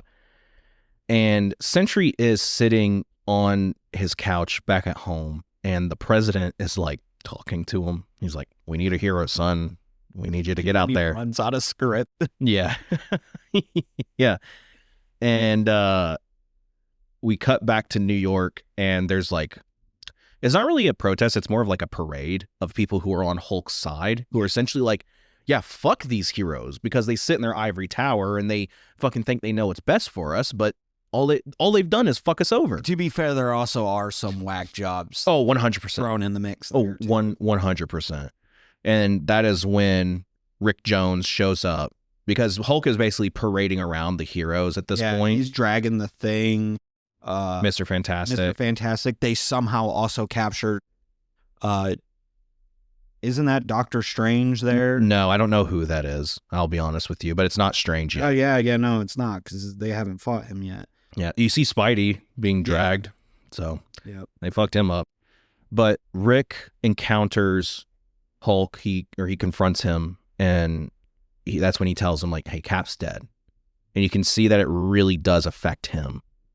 And Rick is like, "Look, we're friends. We can we can talk about this. Like, you've known me since I was a kid. So just put down the weapons, put down, you know, the other heroes, and we'll figure this out together, like we always have. And you really do see that moment where Hulk is like, yeah. And he puts his hand on Rick's shoulder, and you can tell he's about to stand down. And then Strange is like, there, an opening. Yep. And he gets into Hulk's head, and Hulk starts to freak the fuck out. And that's when he runs into Hercules. I believe this is the Ultimate Avengers. And they start duking it out. And that's when they introduce General Ross, Thunderbolt Ross. And he's like, the Caped Freaks had their chance. Yep. It's time for good old-fashioned American military muscle. Yeah. And that's kind of where we get this opening monologue for issue 3, where he talks about how, you know, we made excuses for the Hulk. We always said he was misunderstood, or that Apocalypse was controlling him, or whatever. He was always the victim. And, you know, eventually the people of New York and the world started to see him as a hero, and they even built a goddamn statue to him. They were like, yeah, they made it out of fucking adamantium. That's crazy. Yeah. Making it out of adamantium. That's wild. And he says, like, but now the world's, or he says, like, and then, like, the next month he'll take that statue and he'll absolutely destroy it. He'll become a monster again. And we repeat the cycle. And he says, my daughter is dead because of him. Yeah. And he's like, even I made excuses for him. Because, you know, he was Banner and he loved my daughter and my daughter loved him. Yeah. You know? And so he was willing to look past that, but not anymore. Yeah. And so he says, like, I let Stark and his costumed clowns have their time to talk him down, but that time's over and we're taking him down. Yeah. And they start pelting him with like adamantium bullets. I like his line before they start firing. Tell him we're sending their pal a brand new 10-ton adamantium tribute, and I hope he chokes on it. Yeah. So they are pelting him with gunfire, and in the astral, like, projection world, I guess this is supposed to be Sakaar, Strange is talking to Hulk, and, you know, he admits, like, we fucked up, man. I'm really sorry. Like, we did the wrong thing, and we shouldn't have. Like, we should have talked to you, and, you know, it's not too late. And obviously Hulk is, like, trying to beat him up, but he's in astral form, and, you know, Strange is like, your anger is nothing to me. I am the Sorcerer Supreme. I can fucking kill you with the snap of my finger. So I'm trying to talk to you. Just listen for a second. Yeah. And he says, I am your friend. Please just chill out. Yeah. Show me your true face. Yeah. Show me your true face and chill out. And then he turns back into Banner. And you can you get this, like, nice little montage panel of, like, everything he went through on Planet Hulk, and you see that the planet around him starts to, like, grow these, like, flowers and grass and stuff, showing that, like, Hulk was going to bring life back into the world. And, you know, Strange sees Banner, like, see his wife. I forget what his wife's name is. Kyra. Oh, okay, Kyra. And, you know, he reaches for her, but obviously she dies. And, you know, Strange sees that, and he's like, says, I'm sorry. Yeah. And he's like, let's fix this.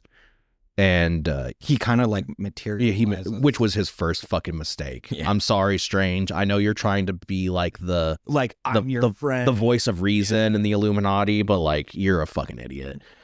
And the threat's not over. Yeah. And he takes Banner's hand, and he says, easy, Bruce. I've got you. And then Bruce is like, yeah, and I've got you. And he turns into Hulk while holding Strange's hands, and then crushes his fucking fingers and hands, breaking his fucking hands.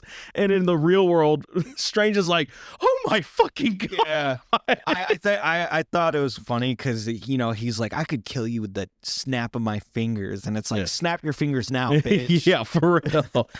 And so Hulk regains control in the material plane, and just tears the U.S. military apart. And in that time, he was in that space with Doctor Strange was, I guess the Warbound realized the situation he was in. Yeah. Because they had gathered around him and covered his body with these shields.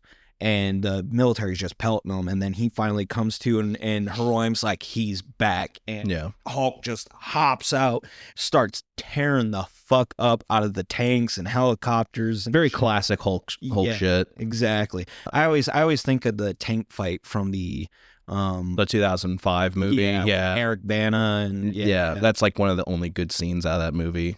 Yeah, there's a couple, and usually it's the fight scenes. Yeah, because it's definitely not the acting. Yeah, it's definitely not the acting, like the fight with the dogs and everything. Yeah. But yeah, he's tearing the fuck up out of the military, and at one point, you think he straight up kills fucking General Ross. Yeah, because he like pulls him out of the helicopter he's in. Yeah. It is a cool moment because Ross does shoot Hulk in the eye and it doesn't seem to phase him. Yeah. And then they go crashing into the city. He's like, you can smash all you want, but we'll just keep coming and coming until someday we finally kill you. Yeah. And granted, Ross kind of a badass in this moment. Yeah. Because not even a moment of like, oh shit, or fear or anything. He's like, even if I fucking die, I'm gonna keep fighting you. Yeah.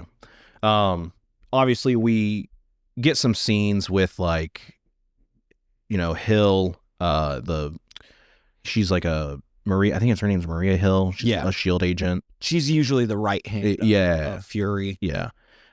She's with the president talking about the situation, and they're essentially like, we're fucked. Like, we've got like one hope left, and it's like it's the Sentry. They keep saying like the Sentry's our only hope. In every issue, they say the Sentry's our only hope. Yeah. When the fuck is the Sentry gonna show up? God damn. And we find out that Hulk didn't kill Ross. Yeah. He captured Ross and all of his men and like imprisoned them. And they are currently trying to find an arena. Yeah, and they end up finding, it's like a skyscraper that has a huge fucking stadium in it at the top of the stadium, or top of the building. It's really weird. Very weird layout for a building, but they find it, and Hulk is like, this is where we'll hold our arena. And then Elo and Heroim are looking for Doctor Strange, and they find it. And at first, Rick Jones is like, I don't, because they're like, now you're trying to help Doctor Strange out, and you're supposed to be friends with Hulk and everything like that.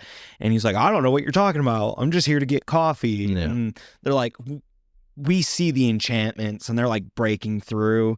And this part makes me laugh because it's so funny to me, because Iron Fist, Ronin, and Echo show up, and they're like, we're gonna fight you. And Iron Fist hits Heroim, and Heroim goes like, out of pain. And Ronin and Echo are like, yeah, I bet you've never heard him shout in pain like that. Like, get ready to get your ass kicked. And Ella just punches their weapons out. Yeah. It's like, I think fucking not. And they absolutely beat the shit out of them. Yeah, they don't stand a chance whatsoever. It's just so funny to me. Yeah. And at this point, Wong is trying to like mend Strange's broken fucking hands, and Strange is like, we don't have time, there's only one option left. And he grabs this basically container, this prison that holds this demon known as Zom, or Zoom, I think it's Zom, and he essentially ingests Zom's like spirit or power. It lets the demon possess him. And wild thing is Strange also says the line that Heroim did earlier. Yeah. Where he says, and may he who dies die well. Yeah. Then there's a sick panel. Yeah. That's a sick panel. It is cool. I mean, any image with Hulk sitting in some type of throne-esque especially in his like gladiator outfit. I mean, it's his best outfit. I think it should just be his permanent outfit. I agree. Or some iteration of it. I will say this image does provoke a lot of Maestro imagery. I don't know if you know who the Maestro is. It's essentially the Hulk, but older. He's like an old man. It's from Old Man Logan. Yeah. I know who you're talking about. So it gives off that imagery. Yeah. Meek is talking to Rick Jones because they end up taking Hulk, or they take Rick to Hulk, and Meek is like, or sorry, Rick is like, Hulk, this is insane. Yeah. You turned this football stadium into a gladiatorial arena. This is weird and insane. And Meek is like, you know what's insane? Taking your greatest hero and fucking exiling him. Yeah. It's like, that's insane. And then killing 1 million people and, Yeah. and all this other stuff. Oh, man, yeah. Dude. Meek is talking some real big fucking shit right now. Yeah, and notice how Meek constantly is like spouting how Hulk is meant to destroy. Yeah. He keeps calling Hulk the world breaker. Yeah. Which is obviously something that was in Planet Hulk, but everyone called him the Sakaar Son or the Green Scar. Yeah. You know. But now he's straight up calling him the world breaker. Yeah. So Rick essentially tells Meek, like, you know, this is out. You don't understand. This is out of control. Like, these heroes were his friend, or like they were his friends, and now he's going to put them in this gladiatorial arena. And Meek like fucking grabs onto Rick and is like, you know, this, like, what's crazy is that you guys killed millions of innocent people with that shuttle. And Rick says, like, you know, you say that you're his friend, but like, you're just you're basically like damning him straight to hell, like dragging him to hell by making it or letting him do this. And Meek is like, oh, I'll show you hell. Yeah. And Hulk is, you know, like, enough. He's just kind of watching it. Yeah. Like, part until Meek's trying to get like a little violent, and then Hulk's like, enough. Yeah. He says enough. And then fucking Heroim, his bruised and battered body gets dropped in front of them, and that's when we see fucking Doctor Strange possessed by the demon Zom in this like fucking crazy. He almost looks like Dormammu a little bit, yeah. And instead of hands, he's got these like mace looking things. And he says "Strange Smash," which is so like goofy, it's corny. It's so goofy. So that's essentially what this next issue is, or issue 4 is. At least the first half. Yeah, it's a big fight between Strange and the Eightbound. That's fucking that's Warhammer. The Warbound. Yeah. Yeah. And it's them fighting, and Strange does beat the shit out of Hulk pretty bad. Yeah, for a good minute. Until eventually Hulk just kind of is like, enough. Yeah, enough is enough. Because Strange, well, also in their fight, Strange actually jeopardizes people. Yeah, civilians. And Hulk saves them. And Strange has this relapse of like, oh no, what have I done? The people. Yeah. And Hulk saves them. Yeah. And Strange even admits to Hulk, like, this power is extremely difficult to control. And he specifically states this rage, this anger is hard to control. Yeah. And Hulk's like, well, how about this? I'll give you a little lesson. And he punches him straight through like multiple cars and buildings. And I will say, like, the action panels, not things where you can't necessarily see like people, like full detail people, they look cool. Because you just see Strange fly through multiple fucking cars and shit. Example, the Sentry. Yeah. And Hulk fight. Yeah. Not to jump the gun, but you know they're gonna fight because it's the thing they're building up to. Yeah. So yeah, Hulk, he beats the shit out of Strange until Rick shows up and is like, "Fucking stop!" Yeah. Would you chill out? Like, you are Banner. Stop acting like this fucking like king. Yeah. This like warrior barbarian. Yeah, like I grew up like looking up to you as a person. Yeah. But then Hulk says to him, wrong. Banner is me. Yeah. Like, Banner is part of me, not the other way around. Yeah. And there is one really funny scene where like the fight's basically over, but Hulk gives like Strange one last punch to the fucking face. Yeah. It's just really quick. And he drags him he drags Banner to the gladiator ring, which also they've been putting those obedience discs on everybody as well. Yeah. Which obviously suppresses and controls powers. So it's going to fuck with, you know, some heroes. Obviously, it doesn't affect all of them the same because Reed can still use his powers. It's less like suppressing the powers, and it's the obedience disc. They can control them, so they can be like, okay, you can use your powers. Yeah, and they can also like make people kill like someone else. We talk about them a little bit more in detail in Planet Hulk, but it basically lets whoever is disc be controlled by whoever is putting the disc in. So they're all lined up about to get into this ring, and the Warbound kind of make this speech of like, these people call themselves heroes, but they don't know the actual harm that they cause. And that's when we get this kind of cool moment where these civilians come up and they talk about like their experiences with heroes. And like the first one, she's like, my name is Clarinda Roberts. I'm here to speak about Black Bolt. And she says, like, last month my husband retired, and for the first time in 20 years, I got him to go with me to the open house. You probably saw what happened on television. Black Bolt's people came and they declared war on America, and they tore my husband's head off. Yeah. I know what Black Bolt would say. It was a mistake. Those weren't his orders. I don't care. My husband is dead, and I want that man to pay. And you kind of get that where you get Tom Foster, who is the nephew of Bill Foster, or Goliath, which is a major Civil War moment. Yeah. And he says, like, Reed Richards and Tony Stark cloned Thor, the god of thunder, and used him to kill my uncle. Yeah. Like, they think they're above the law. Yeah. And, they deserve to be punished for that. Yeah. So. And like Mr. Fantastic and them, they like are trying to, in a way, deny their fault in stuff. Yeah. And when they try and speak, they use the disc to like shut them up and stuff. And at one point, Sue is like, let him speak. And Ella is like, why? They didn't let the Hulk speak before. They shot him into space. They didn't let my mother speak before. They incinerated her and a million others. No.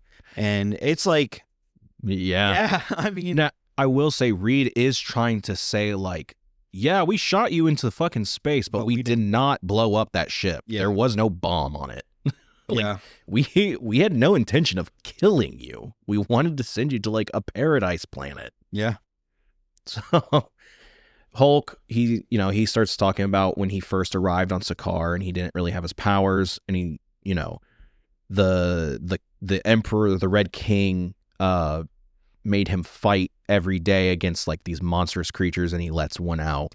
Yeah. And he's like, and now you guys get to fight. And then, we get this moment where all the heroes are like picking up weapons and fighting this big creature. Mm-hmm. And Black Bolt ends up killing the creature with like a sword, and Hulk's like, oh, well done. Now you get to see the next thing they did. They made us fight each other to the death. Yeah, he's like, the Red King then sent us to this place called the Mall, which was a gladiator school, and they had us fight to the death and kill each other. Mm-hmm. And he opens up this thing, and a bunch of like melee weapons and shields and stuff come piling out. And he's like, and they told us to kill each other. And Alo's like, choose your weapons. And at first they're like, no, we're not going to do it. And obviously they have the discs on them. Yeah, so they're like, do it, slave. Yeah. And while they're fighting, we cut back to the Sentry's house. The U.S. military is like at his doorstep saying like, okay, man, we really fucking need you to get out here. Because they say that he's been standing at his door for like hours.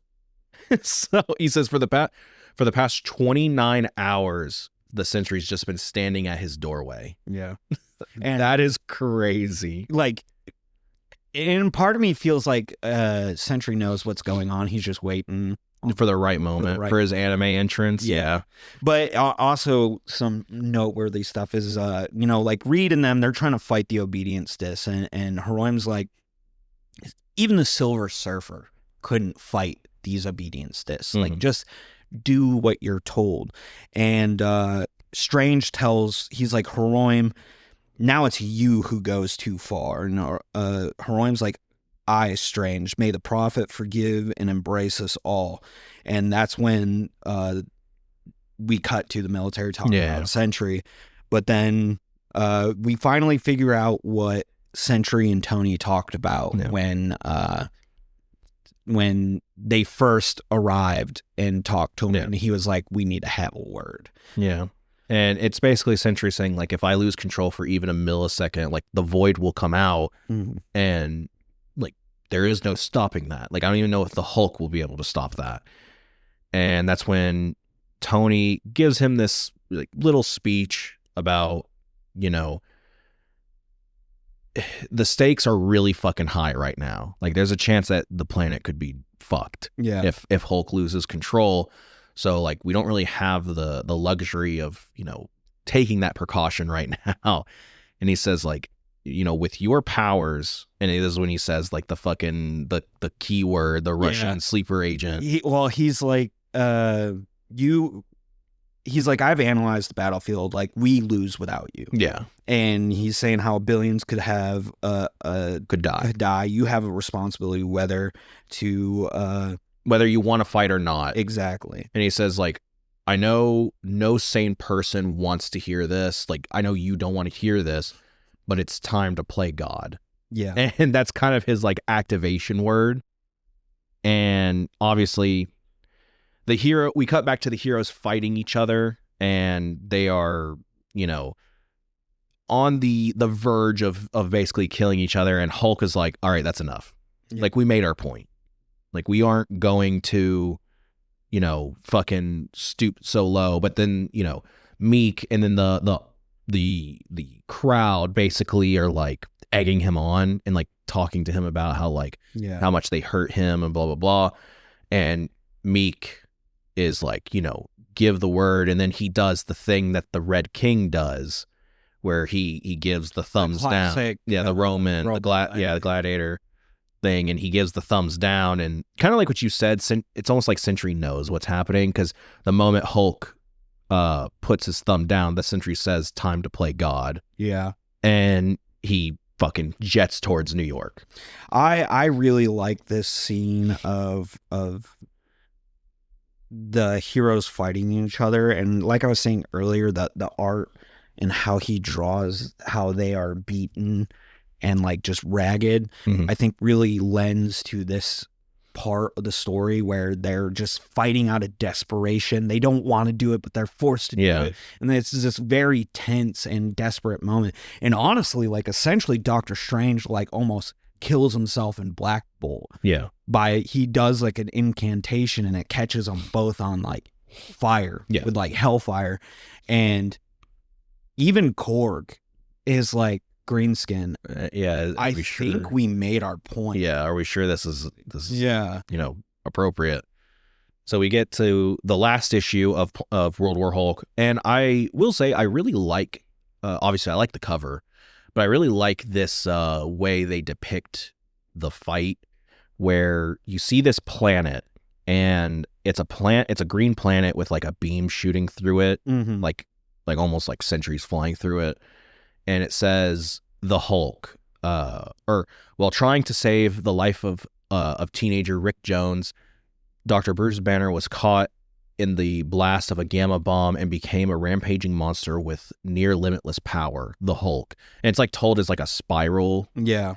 And then you get a secret formula gave Robert Reynolds the power of 1,000,000 exploding suns, transforming him into a golden guardian of good, limited only by his troubled mind, the Sentry. Yeah. It's really cool because it's like twisting into each other. Like a little vortex. Yeah. Kind of just representing that, like, these two were going to fight. Yeah. Like, there's no way they weren't. Now, if Thor were here, man, that would have been a cool fight. Yeah, it would be. So, yeah, we basically pick back up with fucking Hulk giving the verdict, and the heroes are basically saying, like, Bruce, this ain't right. Yeah. Like, come on, man, this is crazy. And Mr. Fantastic is like, because he's like, I won't do it. I won't kill him. And Hulk's like, you already killed the whole world. Why not? Why not? Yeah, why not? Can't you kill him? And, you know, Reed is about to land this killing blow on his friend, and then Hulk takes the this control trident away from Meek and deactivates it, and Hulk says, like, we're done. Like, I don't need you to kill each other because the world knows what kind of people you are now. Yeah. what kind of person you've become. And he says, like, the last thing I'm going to do is I'm going to raise this city to the ground, and then I'm going to leave forever. Yeah. So, and he's made sure the world never forgets what you all are. and what you've done. Liars, traitors, and killers. Yeah. And Reed's like, for the last time, we didn't, and gets cut off again. Yeah. And as their ship is like pulling up, just fucking Sentry just plows right through it, and crashes it into this fucking building. Yeah. And he just says, "Hello, old friend," and then fucking grabs Hulk and just flies him through like multiple fucking buildings. It is a battle of God. Yeah, it really is, because they level New York City. Mm. I don't know how superheroes weren't banned entirely after this. Yeah. Like, that's crazy. Especially like if you kind of consider like MCU, the Sokovia. Yeah, the standards they had for that. Yeah. And it's not held to fucking Manhattan. Yeah. Like, man, that's crazy. And but X-Men are evil. X-Men need to be hunted down. Hunted down. Yeah.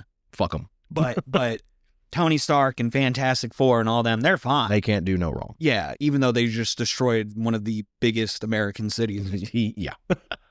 So essentially most of this fight is just Sentry and Hulk just absolutely duking it out and just erasing city blocks. I mean, there's one point where Sentry unleashes like a bunch of fucking power. Yeah. And it literally vaporizes like 5 city blocks worth of shit. My thing, like,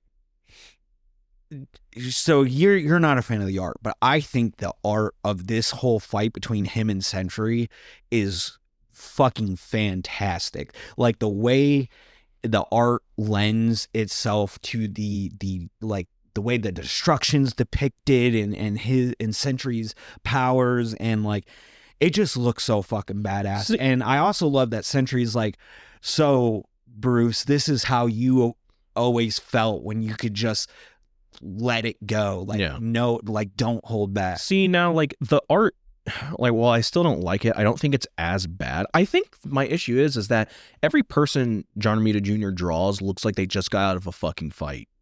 Like, they just all look fucking ugly. I get it. And so, like, I don't think I'm as bothered by it in this moment because everyone's been fighting for 5 issues straight. Yeah, so, like, I don't really care. But, I mean, I still think the fight in of itself is a good fight. Yeah. And Sentry and Hulk are just, man, they just go to town. And they end up causing, like, this massive shockwave explosion that ends up depowering both of them. I also like it right before that happens, you know, Sentry's like, it's funny, all these years I tried to calm you down, and now at the end of it all, it's me who can't seem to stop. Yeah. And it's just this massive like fire tornado that's just rocking in New York City. And obviously throughout this whole fight, Sentry and Hulk have been talking to each other. And Hulk has this kind of like nice moment where he says, like, you know, they can call you whatever you want, savior, destroyer, all that matters is what you choose. Like at the end of the day, you choose your own destiny. Like, just because they call him a monster doesn't mean he's a monster, that kind of deal. Yeah. Same with Sentry, where it's like Sentry believes he's a monster, but it doesn't matter. He still chooses to use his powers for good. Mm-hmm. And, you know, that's when they both depower. They are done. They're spent. And Sentry thanks Banner because obviously, like, with their fight, it depowered him enough to let him, like, regain his control. Yeah. And Sentry collapses. So Bruce won. Yeah, because Bruce is still standing tall. Yeah. He's fucked up, but he's still standing. Yeah. And, you know, and Meek's not happy. Yeah, Meek's a little pissed. And you can still tell that Banner has a little bit of power left because his eyes are still glowing green, but he is Banner. And you know, the heroes are looking at him and they're like, holy fucking shit. Like, that's crazy. And I can tell all the heroes are like, are we good? Like, Yeah. are we They're holding their breath a little bit. are we straight? Yeah. Are we good with this? And Rick is like, it's good to have you back. And, Bruce goes in for the handshake with Rick. And then Meek fucking goes to stab Bruce because he's upset that Bruce is there and not Hulk. Yeah, he's like, you're not done yet. Yeah, you're the world breaker. Like, you need to fucking break Earth. And Rick pushes Banner out of the way because Meek goes in to stab him and ends up getting stabbed himself. Mm-hmm. And fucking he gets stabbed like right in the stomach, and it pisses. I don't think he dies, but it pisses Bruce off, and he turns back into Hulk. Because later it shows Rick on like a hospice thing, stretcher, and he's like in critical condition. Yeah. But he's still conscious enough to, like, you can tell that he's not dead, but it pisses Bruce off, and he turns straight back into the Hulk, and he beats the shit out of him. And Korg's trying to stop him. He's like, no, Hulk, we're warbound. We stand with each other. And then Hulk just Yeah, he's like, I don't give a shit about no warbound. Fuck that. I'm from Earth, bitch. and Brood's like, wait, like, Meek was your first friend. You can't do this. And Meek is like, no, Rick was the first one, so he can and he will, like, talking mad shit. Yeah. And that's and he's like, because this is what Hulk is made for. Is being the world breaker, destroying things. Now, all right, so a little bit of a pause before we get into the ending, because this is essentially the end of the story. Yeah. This is kind of where my main issue with the story lies. Mm-hmm. Because there is no reason for Meek to say this. Yes and no. When I say this, I mean what he's about to say. Because he could have just kept that to himself and, like, no one would have been the wiser. I disagree, because his whole thing right here is to make Hulk so mad that he loses it and just destroys everything. I guess. Yeah, I guess I could see that. But it's still like because he doesn't care about his own life. He's accepted the fact that he's about to piss Hulk off so much that he's going to kill him. Yeah. This is Meek, just like, this is that idea that, like, his vengeance, his revenge for his people is like, I don't give a shit about anything other than the whole just universe, galaxy, just fucking paying for it. So, and of course, what we're talking about, because Meek is in the middle of getting his fucking butthole caved in by Hulk. Meek reveals that it was not the heroes who put a bomb on Hulk's shuttle. It was Meek.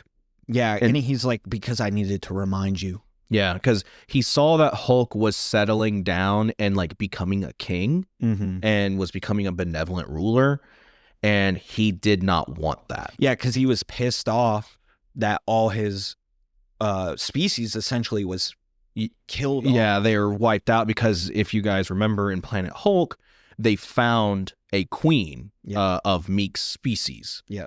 And obviously Meek had matured into like a what you call it? Like a mature, like, essentially like what the queen would mate with. Yeah. And he was supposed to, like, continue on their, like, bloodline. Yeah.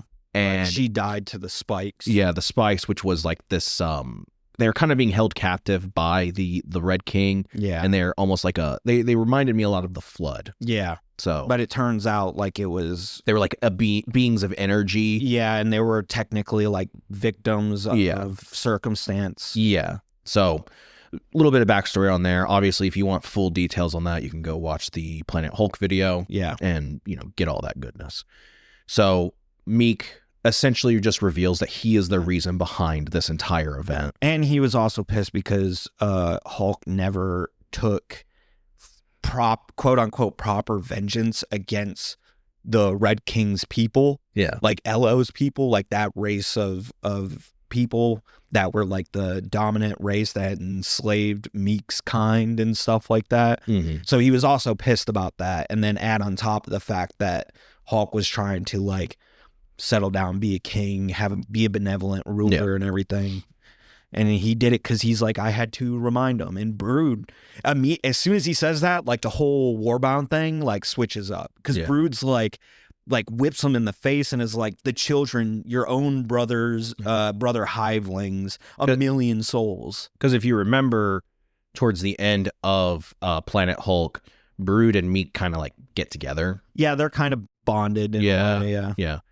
And everyone is kind of pissed at Meek, and they're like wondering what Hulk's gonna do. And that's when Hulk just starts to he's building up so much anger and so much rage. And Reed is trying to tell him, like, hey, like, Bruce, it's okay. We're here to help. Like, we're here for you. You don't have to do this alone. Yeah. And Hulk's like, stop. You know, without you, none of this would have happened. Like, I'll hate all of you forever. And he's talking about everyone. And he's like, I'll hate you all forever as much as I hate myself. Yeah.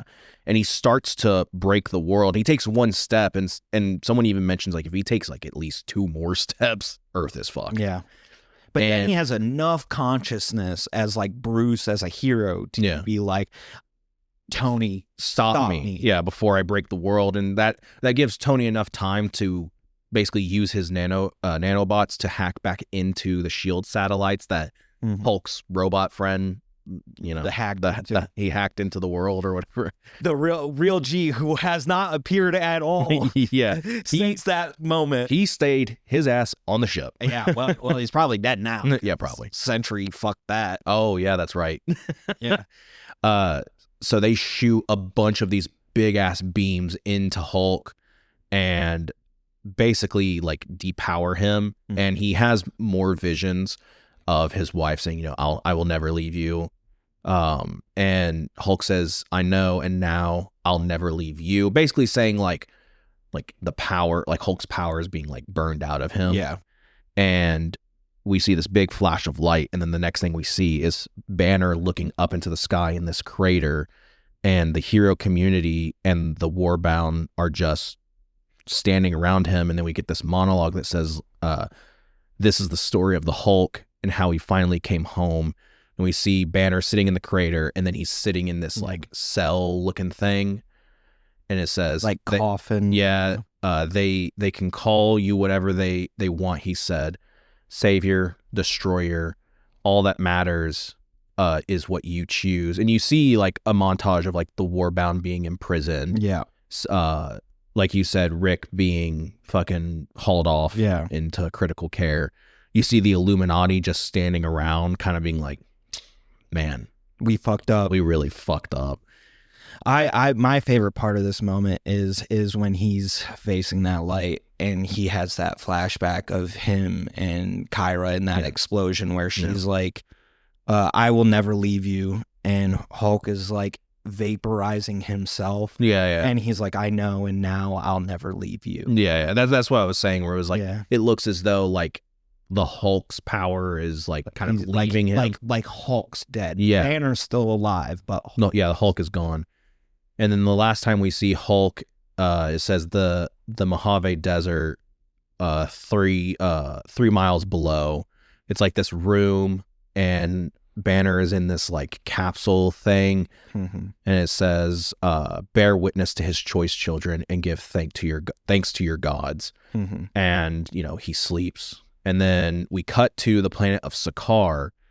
And it says, and then pray for their mercy, for tonight the Hulk may sleep, but his rage will never die. And then it's like this. Yeah, we see this like, it's like this pool of green liquid, and then rising out from it is a Hulk with super long hair. And then like Kara's like visage in the background out of like the stars or something. This is Hulk's son. Scar. Yeah, Scar. I believe that is the imagery that it invokes. This looks to be Scar, Hulk's kid, who I believe is a villain at first and then turns into a good guy. I could be wrong. Yeah. But either way, that is the end of World War Hulk. Now, there is technically a follow-up semi-epilogue as well with that it follows the Warbound and what happens to them. Okay. I think it's like 4 or 5 issues. I started reading it. I think I only read the first issue, and then I kind of got distracted with real life stuff. Yeah. stopped reading it. From the one issue, it is very much like Meek is the villain. Oh yeah. Because Meek is still alive. Yeah. And the rest of the Warbound are being hunted, essentially. I think it would be worth covering on the podcast. It's quick and like that kind of be like our final wrap up of this saga, I guess you could say, this run, this arc that we've been going on in the podcast leading up to this moment. Yeah. So I would like to cover that on the podcast in the future, and because from what I had read, it had been good so far. Yeah. You know. Okay. But, yeah, we'll look into it.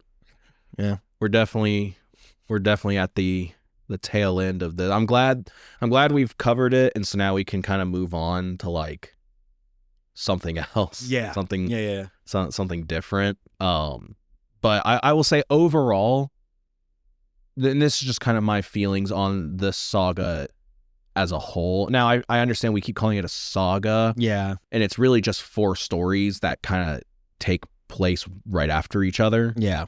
But I will say overall, I really did enjoy my time with, this just kind of moment in history with Marvel. Yeah. Where you get some like pretty big stories all throughout. Have rippled effects throughout the rest of Marvel's history. Yeah. I thought Planet Hulk was such a strong start. Oh, it's so good. It's my favorite, even out of Civil War, Annihilation, this Planet Hulk is just so fucking. Yeah, to me, it's still the best part of this era. I'll say like, I thought Civil War was a little bit meh. I liked Annihilation a lot. I thought, obviously for the time that it came out, I thought it was pretty good. Yeah. While I still found World War Hulk to not be everything I wanted, I still enjoyed it. Yeah. It's still a recommend from me. Yeah. Obviously my opinion on art is not like, it's not fact. Yeah. It's not objective. It's not the end all be all. Yeah. So like if you enjoy John Romita Jr.'s art, like go for it. I think you will get so much enjoyment out of this. It is not a standalone story whatsoever. You do need to read at least Planet Hulk to know what's going on. 100%. Yeah. But yeah, no, I highly enjoyed it. It's been a long time coming because like Hulk was one of our first episodes. I think it was like our 7th or 8th episode, and now we're in the 20s. It was one of our first. It's like single digit. Yeah. My thoughts overall on this quote unquote saga is I'm kind of in the same boat of like Planet Hulk being my absolute favorite out of this. Yeah. My viewpoints on this story is obviously different. While I'm not a super big fan of the ending of this, I absolutely felt like it gave me what I was looking for. Yeah. It's like this kind of reckoning between the heroes and Hulk. Yeah. And honestly, Hulk winning essentially, like he technically won. Yeah. While it makes sense about Meek, because thinking when I read that and then thinking back to how he was acting near the end of Planet Hulk and stuff like that, it does make sense. It's not like they pulled it out of left field. It's not. I think it's just more of like the fact that he just kind of reveals that he's the bad guy at the last moment, like to everyone, not to us, but to like the characters. Now, you explained it as like, no, he's trying to make Hulk mad so he can continue rampaging, and that I can understand. So it makes my grievance a little bit less so. I mean, it's not even like rampaging. Like he was so mad, his footsteps were breaking the world. Yeah. And that's what Meek wanted. Meek did not give a shit if he died, if he survived, because one of the things Meek says is, I want him to be the world breaker. I want him to never stop making them pay. Yeah. And because Meek is not only mad at Hulk, he's mad at like the world. He's mad at the universe for the situation he is. Even though he's the one that did the bomb, he's mad at the Illuminati for even giving that to be an option. I guess, you know? Like, and So like I understand it, you know, he's mad. He's just got this unbridled rage, and he wants Hulk to have that same level of unbridled rage to make the universe, the galaxy pay.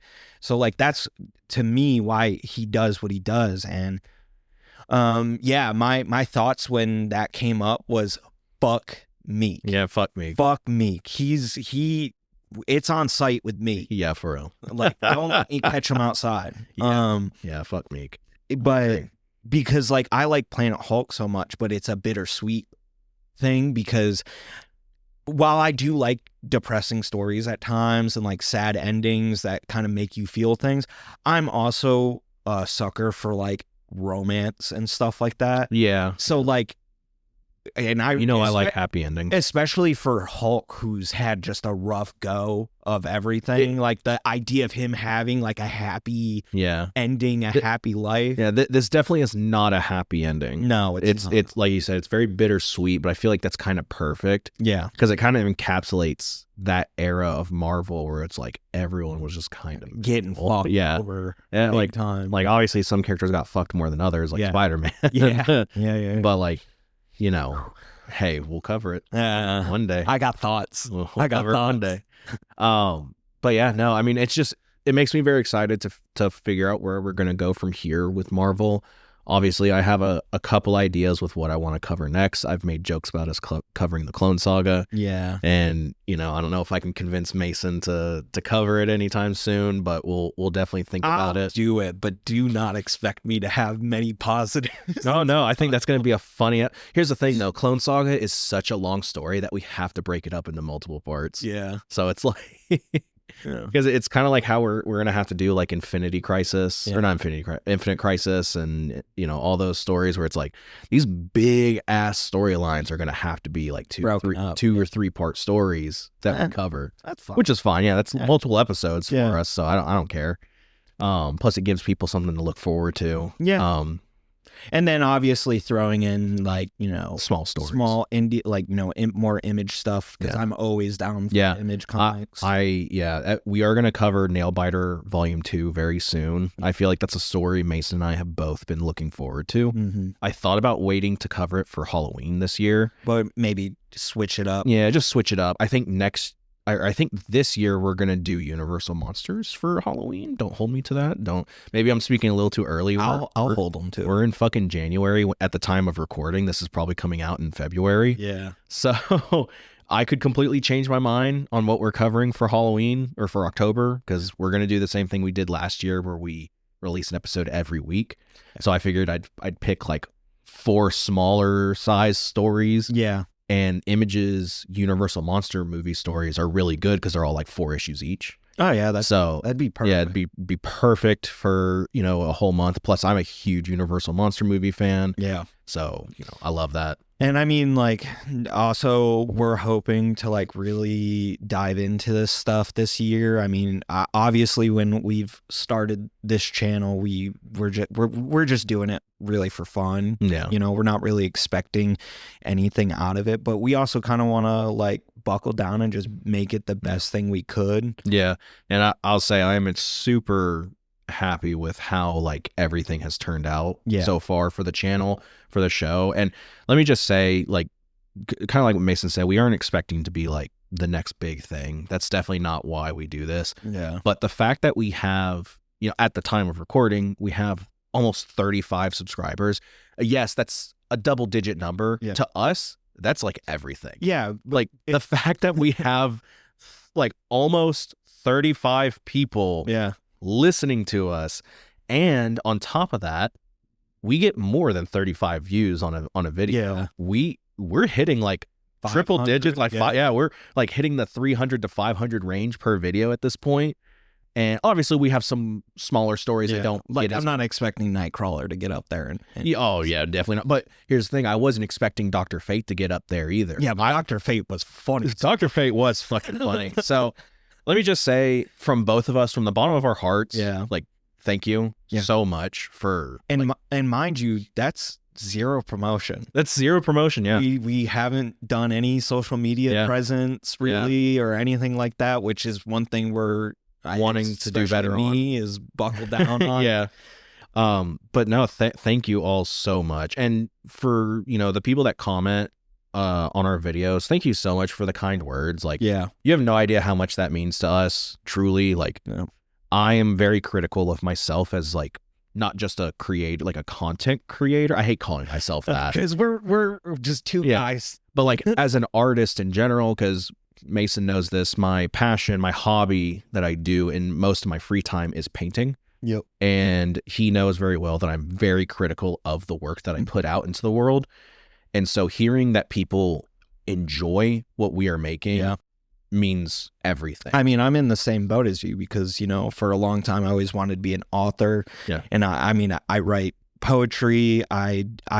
We're both DMs for D&D. Yep. So we're very creative people. Yeah. So like the fact that something we are creating is being enjoyed. Yeah. Even if it's a small number of people and whatnot, like just the fact that there's people who are enjoying things that we're making is super special to us, and we really appreciate it. And I agree. Like I said, we're really wanting to like buckle down this year. Just like, again, not in hopes to like make this our career, but like we just want to. We want as many people to enjoy this as possible, and just make the best thing we can. Because that's what we are as creative people. Yeah, it's just trying to do the best we can. I think my philosophy is I just want to make people happy. Yeah, and if this brings somebody, even if it's just 2 hours of joy, like that's 2 hours that I was able to give them, that you were able to give them, that this little, in all honesty, like passion project. Yeah, because that's all this was. This was just a passion project it was for an us. Excuse for us to get together and hang out. Yeah, that's really it. So. Again, I know we're kind of rambling on this point, but I mean, it's been several months. We're in April, I believe we're going to hit a year. Yeah. So like, just from the bottom of our hearts, and you'll hear this once we hit our 1 year, you'll hear this again, just from the bottom of our hearts. Thank you guys so much. And, I guess this is the time where I do a selfish plug or whatever. If you haven't subscribed yet and you have been listening to, whether this is your first episode or you've been listening to a few episodes, go ahead and subscribe, like the video if you like it. Like I said earlier in the video, comment. Say if you liked something in particular, comment about it. If you think there's something we could do better, let us know. We are open to suggestions, and please don't roast me for my hot takes on comic book stuff. Also, obvious thing, don't be a dick. Yeah, no. But just join us. Thank you. Join us for this journey, because like we're so excited to continue on. There's things that we want to cover that maybe isn't necessarily American comics that we might do this year. It just depends on how things line up. I know we've been talking about Berserk in a couple episodes, so I think we might cover that. Maybe. Who knows? We got to figure out how to structure it. That's really that's the big thing. We got to structure it properly. So I think that's enough rambling on my end. Yeah. Do you have anything else you want to say? Just reiterate, thank you so much for taking the time out of whatever day you're having and listening to two nerds just, give their wild takes on things and dumb jokes and ramblings, and just thank you. I mean, it's kind of hard to just put into words about it. And we might try to figure out something special to do for like our 1 year, for just to celebrate our first year of like doing this, and the progress that we've made, the things that we've learned in the show. Cause like we are definitely very different from our first episode. Oh, 100%. I feel like we're a lot more natural at this than we were originally. We're a lot more open. I still get tongue-tied way too much. Oh man, that's just I mean, that's fine. Who cares? I think that's what makes this show kind of perfect for us, is like we're not trying to be, we don't want to edit it out. Yeah, we don't want to edit anything out. Like obviously we'll edit out like tangents that we're like, this went on for way too fucking long. But like other than that, we try to keep as much stuff in as possible, so that way you get like our real reactions to just things. Natural. This is us. We're not. This is how we talk outside of the podcast. This is our views on things, regardless of whether we were recording it or not. You know? So, well, all right. This has been Comics with Friends. Thank you so much for joining us on this special episode of World War Hulk. I have been your host, Ethan, joined by my best bud and co-host, Mason. And wherever you are, have a great, wonderful rest of the day, week, month, whatever you have. And we will see you in the next episode. Bye-bye. Bye.